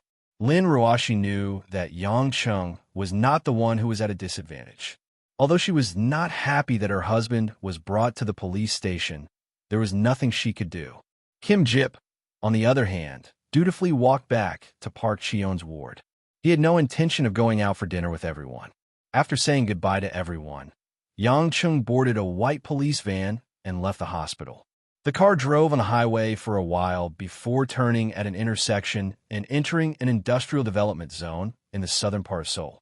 Yang Chung sat in the back without saying a word. Finally, he asked, "Officer Zhang Yun, why is the police station built around a factory?" Zhang Yun and the other 3 officers didn't say a word, completely ignoring him. Yang Cheng's lips curled into a sneer, but he didn't pursue the matter. When the car stopped at an empty construction site, Zhang Yun and the other officers pulled the door open and waved at Yang Chung with an unfriendly expression. "Get out, we're here." Yang Chung got out of the car and looked around. "Didn't you say we're going to the police station?" Zhang Yun smirked. "The police station? We're going, but we're the ones going back." "You don't have to." "Why?" Because you're going to die right here. Zhang Yun's expression was fierce. Do it. Without another word, the three burly officers launched a flurry of punches and kicks at Yang Cheng. These officers were obviously Taekwondo experts. The force of their kicks was so strong that it was obvious that they were violent. However, Yang Cheng was just playing with them. Why would he take it to heart? He reached out and grabbed at them casually, controlling all their attacks. One of the policemen was about to kick Yang Cheng when he realized that his ankle was grabbed by Yang Cheng. In the next second, Yang Cheng had already lifted him up and used him as a human stick. Yang Cheng swung him at the other two police officers. The attacks of the police officers didn't have any effect. In just a few moves, they were beaten to the ground by Yang Cheng. Zhang Yun was shocked. He quickly pulled out a pistol from his waist and planned to shoot at Yang Cheng. Yang Cheng didn't wait for him to hold the gun. He grabbed the pistol from his hand and stuffed the muzzle into his mouth. Woo! Zhang Yun's bloodshot eyes were wide open. He stretched out his hands in horror. His eyes were full of begging for mercy. Yang Cheng sneered and kicked him onto the ground, causing him to roll a few times before coming to a stop. Casually tossing the pistol aside, Yang Cheng glanced at the four policemen and asked, "You guys should be in cahoots with the dead guy, right?" The four police officers already knew that they had kicked an iron plate. There was no hope for them tonight. However, they still clenched their teeth and refused to speak. Yang Cheng had already expected this. He grabbed the nearest police officer from the ground and grabbed his neck. "Who are you guys? Who ordered you? What is your purpose? I will only give you one chance. Speak or die." The police officer's face was pale. He seemed to be afraid of something extremely terrifying. He shook his head violently. Yang Cheng curled his lips in boredom. He lifted the man up high and pulled him away. Then, he squeezed the man's neck a little harder. Poochie. The police officer's neck was like a rubber tube that had been squeezed flat. It was like a cucumber that had lost its moisture. Flesh and blood flowed out from between Yang Cheng's fingers. The police officer stopped breathing. His eyeballs looked like they were about to pop out. The remaining three police officers, including Zhang Yun, all gasped and almost fainted. Yang Cheng threw the body away and walked to the second police officer. He easily grabbed his neck and lifted him up. The three police officers were so scared that their legs were weak. They were so scared that they almost peed their pants. They didn't have the strength to resist Yang Cheng's restraint. "Since you guys didn't take any poison, then you shouldn't be suicide warriors. So, the same question. Will you answer or die?" Yang Cheng's smile was very gentle. He was like a teacher guiding a naughty student. Chapter 11:18. The policeman was gripped by Yang Cheng, his eyes filled with fear, but he still shook his head vigorously, his body trembling as if there were springs in his muscles. Spare me. I really don't know. I don't want to die." Yang Cheng sighed regretfully. "I told you. Answer, or..." Before he could finish, Yang Cheng's hand had already ended the life of the second policeman. Throwing aside the corpse whose neck had also been crushed into mush, Yang Cheng walked towards the third policeman with a smile. After seeing the tragic deaths of his two comrades, the third policeman finally unleashed all his potential. He grabbed a handful of sand from the ground and threw it at Yang Cheng, then quickly got up and ran. Yang Cheng waved his hand to sweep away the dust in front of him and said unhappily, "Run if you want, but why did you have to throw dust? Do you think you're filming a movie?" As he spoke, Yang Cheng picked up a rock from the ground and threw it at the fleeing policeman. The thumb-sized rock was like a homing missile, and it smashed into the back of the policeman's head. After his head was smashed through, the policeman was like a plane that had lost its navigation system, stumbling and falling on the construction site. Seeing Yang Cheng brutally kill his three subordinates in the blink of an eye, Zhang Yun's heart was finally filled with hysterical fear. He never imagined that there would be someone who would treat murder as something so indifferent, as if life was just a toy in his hands, something he could discard at will. Dropping to his knees in front of Yang Cheng, Zhang Yun cried, "I'll talk. I'll talk. Don't kill me." Yang Cheng grinned. "That's a good boy. Why didn't you just tell me earlier? Why did you have to dirty my hands before telling me?" Zhang Yun squeezed out a smile that was uglier than crying and said with a trembling voice, We are from North Bio. It was an order from our organization to take this opportunity to bring you here, to kill you. We only know that you've hindered our organization's plan, but as for what the plan is, it's not something people of our level would know.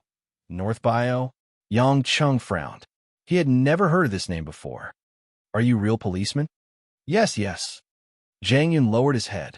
We're police officers planted in the police force by the North Bio. Are there a lot of people like you in South Korea? Yang Chung asked. Zhang Yun nodded. It should be quite a lot. Then, who else do you know belongs to your organization? Our status is too low, so we don't know too much about it.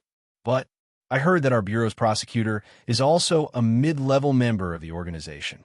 Yang Chung narrowed his eyes. From the looks of it, this North Bio was no ordinary organization. If it was purely an underworld organization or a mercenary organization, it would be easy to eradicate them. However, it was clear that the North Bio Empire had extended its tentacles into the various underground mafia organizations in every corner of South Korea. Such organizations were often difficult to uncover as the government officials protected each other. However, Yang Chung had no intention of ridding South Korea of violence. It was just that if the North Bio Empire wanted to harm the Park family in Jinxiu, that was what Yang Chung was most concerned about. After Jang Yun finished speaking, a pitiful smile appeared on his face. Mr. Yang, can I leave now? Yang Chung pulled himself back from his thoughts and nodded with a smile.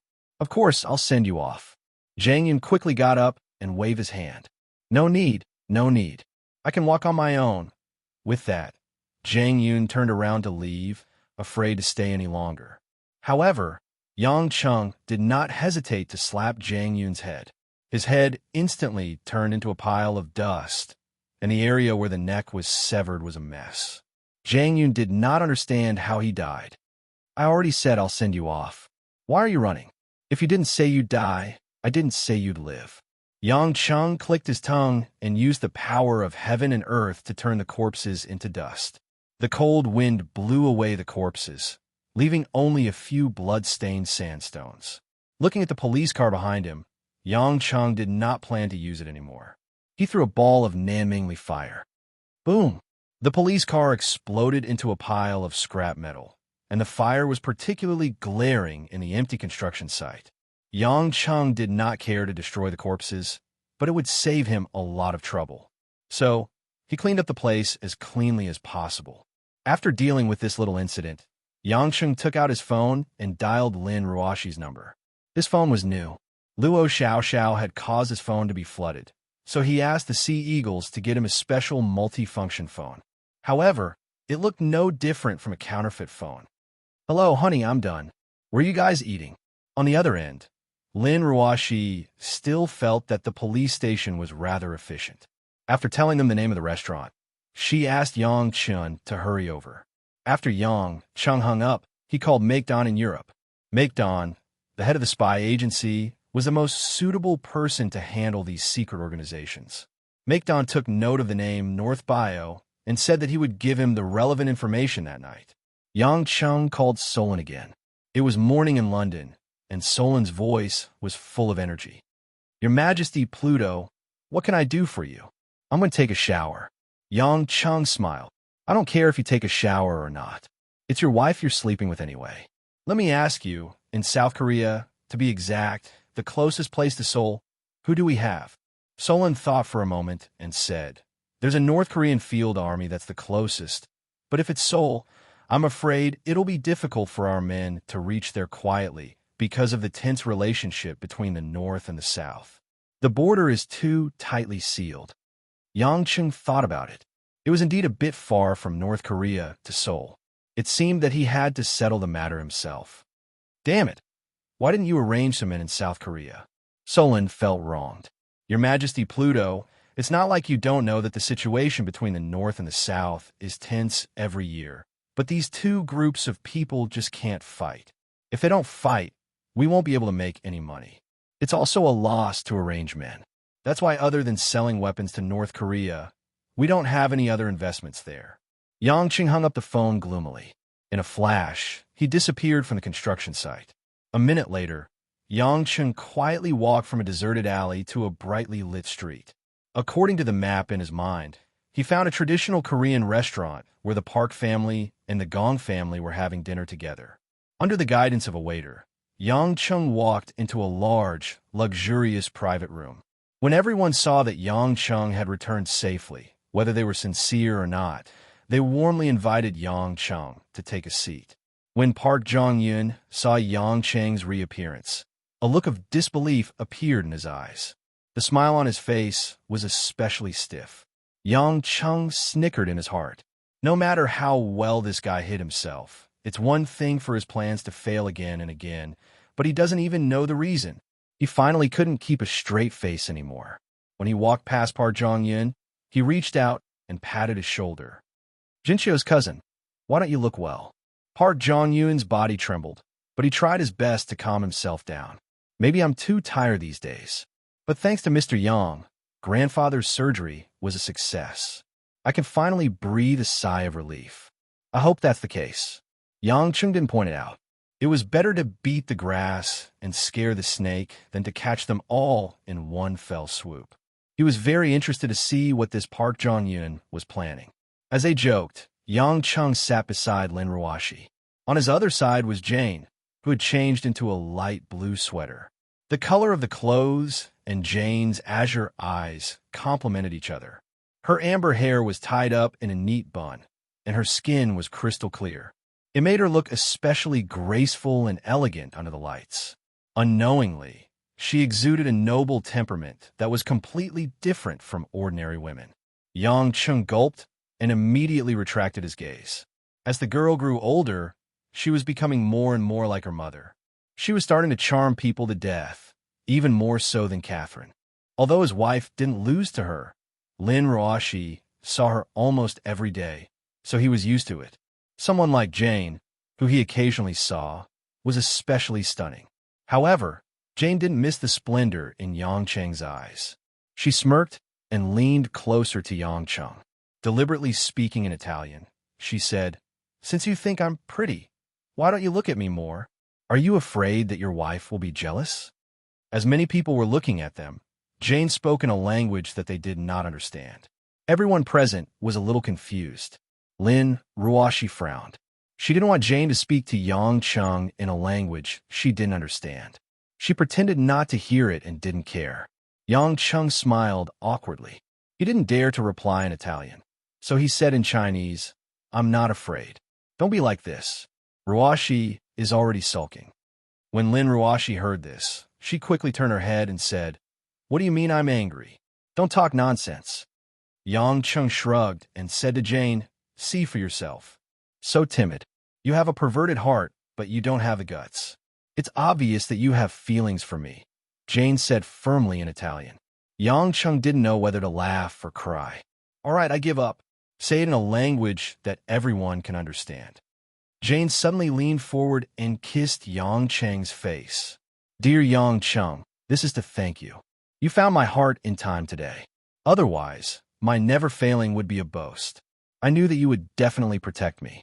You were, are, and will always be."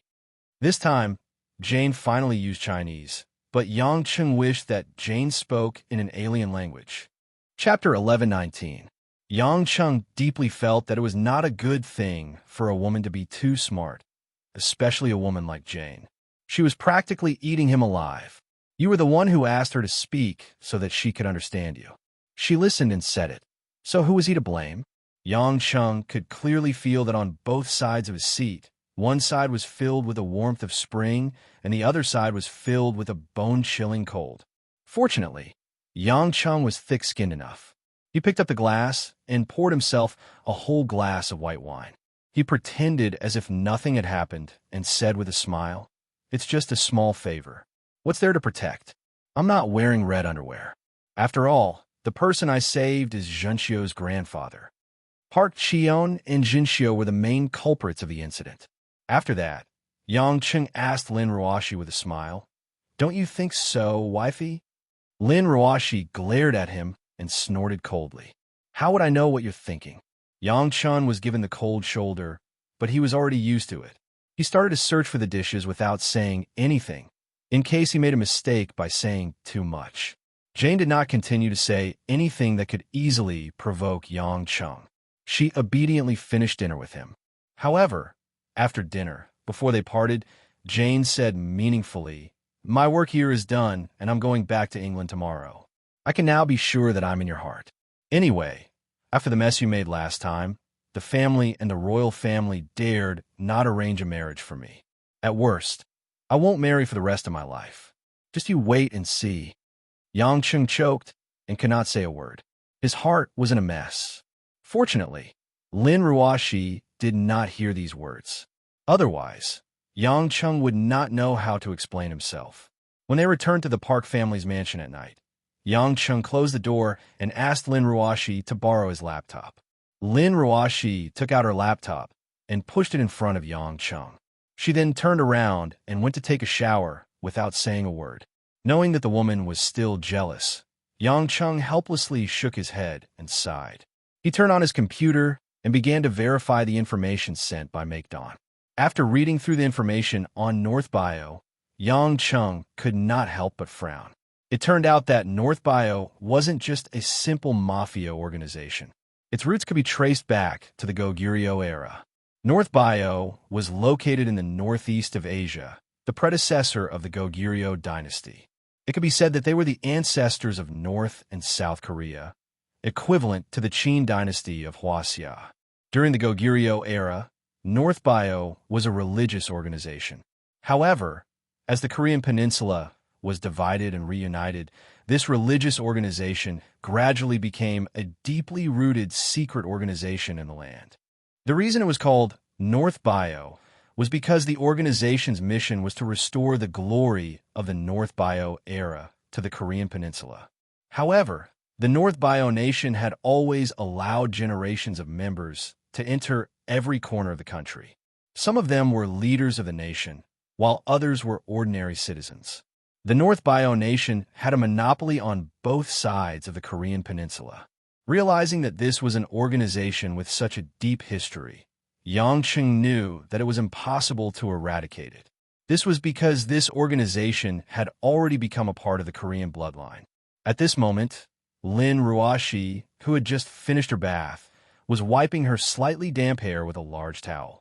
She curiously sat behind Yang Chung and looked at the words on the computer screen with a curious expression. North Bio? Isn't that a country from Korea's history? Why are you looking at this information? Lin Ruoshi asked. Yang Chung was taken aback. Darling Ruoshi, how did you know that this is a country? I've read about it in a history book about Asia. I'm quite fond of reading history books, Lin Ruoshi replied. Yang Chung was a little taken aback. All this while, he had only noticed that Lin Ruoshi had a sharp mind for business. He did not expect this woman to be so knowledgeable. Perhaps it had something to do with him chatting about academic matters with her. After all, she had read a lot of books. Yang Chung had nothing to hide. He recounted everything that had happened after he left the hospital today. After listening to the twists and turns, Lin Ruoshi could not help but worry. Who is the North Bio nation targeting? It's fine if they're targeting you. But if they're targeting the Park family, how is Jinxiu going to live here in the future? We have to figure out the reason before we leave. That Park Jong-yun will definitely make another move. We'll just have to deal with it as it comes. As Yang Chung spoke, he chuckled. Honey, tell me, what other areas of knowledge are you proficient in? Why don't you tell me about it? You know, I haven't studied much. Lin Ruoshi rolled her eyes. Cut it out. You have a photographic memory. Do you need me to tell you what you want to learn? Besides, I can't be compared to Princess Jane. She comes from a noble family, is intelligent, and looks like a holy angel. Yang Chen's teeth were about to fall off from the sourness. He smiled bitterly and said, All right, don't be jealous. There's really nothing between me and Jane. I'll watch her grow up. What can I do? Watch Jane grow up. How old was she when you met her? How old were you? I think she was 8 or 9. I was 13 or 14. Yang Chung said. Lin Ruoshi gritted her teeth. Then I'll teach you a saying. You didn't watch her grow up. You're a childhood sweetheart. After that, Lin Ruoshi glared at the man. She took the remote control and turned on the TV. Then, she ignored Yang Chung. Yang Chung didn't continue to defend himself. He muttered the words childhood sweetheart in his heart. It seemed like it really did have that kind of flavor. Although they didn't grow up together with Jane, the tacit understanding between the two of them was indeed a little interesting. At this moment, there was a sudden knock on the door. The sound was very urgent. Yang Chung walked over and opened the door. He saw a fair-skinned man in a servant's uniform standing outside. He asked respectfully, "Mr. Yang, Miss Lin, did anything happen? Who are you?" Yang Chung frowned slightly. The servant was obviously stunned. Then, he smiled and said, "I'm a servant here. I heard some unusual sounds just now and thought something had happened." Yang Chung sneered. "There's clearly a murderous look in your eyes. What's the meaning of the dagger behind your hand?" The servant was stunned. He was surprised that Yang Chung had already noticed that something was wrong with him. But even though he couldn't catch the timing of Yang Cheng's carelessness, the servant still tightened his muscles and slashed the dagger at Yang Cheng's throat with lightning speed. But Yang Chung was even faster. He reached out and caught the blade of the dagger in his palm. The servant took a deep breath because Yang Chen's hand was able to withstand the blade, and there wasn't a single scratch on it. Lin Ruoshi jumped up in shock. She looked nervously at the scene at the door. It was too sudden, and she didn't know what to do. Yang Chung grabbed the dagger and crushed it into pieces. He then grabbed the man's neck and questioned, "Who are you? Are you from North Bio?" The man tried to bite something, but Yang Chung was prepared this time. He knocked the man out with a palm strike to prevent him from committing suicide. Just then, Yang Cheng's sharp senses picked up the sound of fighting coming from a room at the far end of the second floor. "There's someone else." Yang Chung turned around and said, "Ruoshi, be careful." With that, Yang Cheng's figure flashed, and he was already in the room where the fight was taking place. This was Zhenxiu's boudoir. At this moment, a strong and nimble female servant was fighting with a strong and sturdy male servant at lightning speed. This female servant was Zhang, who had been taking care of Zhenxiu. Yang Chung didn't expect this woman to be a taekwondo expert. Judging from her kicking skills, she had obviously reached the level of a black belt. A series of roundhouse kicks kept the male servant at a distance, preventing him from getting close to Zhenxiu. The male servant's moves were more like military combat techniques. They were ferocious, but unfortunately, his speed was no match for Zhang's, and he was already at a disadvantage. Yang Chung secretly praised Park Chion's arrangements. No one would have guessed that the seemingly gentle maid Zhang was also a bodyguard. If he had arranged for a bodyguard to protect Zhenxiu, it would not be like Zhang, who could stay by her side all day long and could easily be targeted by assassins. Yang Chun took advantage of the gap in the middle and slapped the assassin's back. The assassin fell to the ground and fainted. Zhang retracted her long leg and looked at Yang Chung in surprise, but she still bowed calmly. "Thank you for your help, Mr. Yang." Zhenxiu, who had been hiding in the corner, ran over and hugged Yang Chung when she saw him. "Brother Yang, you're finally here. I was so scared." After all, it was a matter of life and death, and the girl was still very timid. Yang Chung patted Zhenxiu's head. "Your sister Yunzhang's taekwondo is so good. What are you afraid of?" Zhenxiu looked at Zhang, who had returned to her gentle self, and pouted. "Grandfather said he wouldn't arrange a bodyguard for me, so Sister Zhang is the bodyguard." Zhang bowed. "Miss Zhenxiu, please don't be angry. Master is only doing this for your own good." He. Zhenxiu stepped forward and hugged Zhang. "I'm not angry. It's all thanks to Sister Zhang. Otherwise, I'm afraid Brother Yang wouldn't have been able to get here in time." Zhang was about to say something when she suddenly shuddered. "Oh no, there's an ambush in the house. Could something have happened in the hospital? Master is still in the hospital. Will Kim Jip be all right?"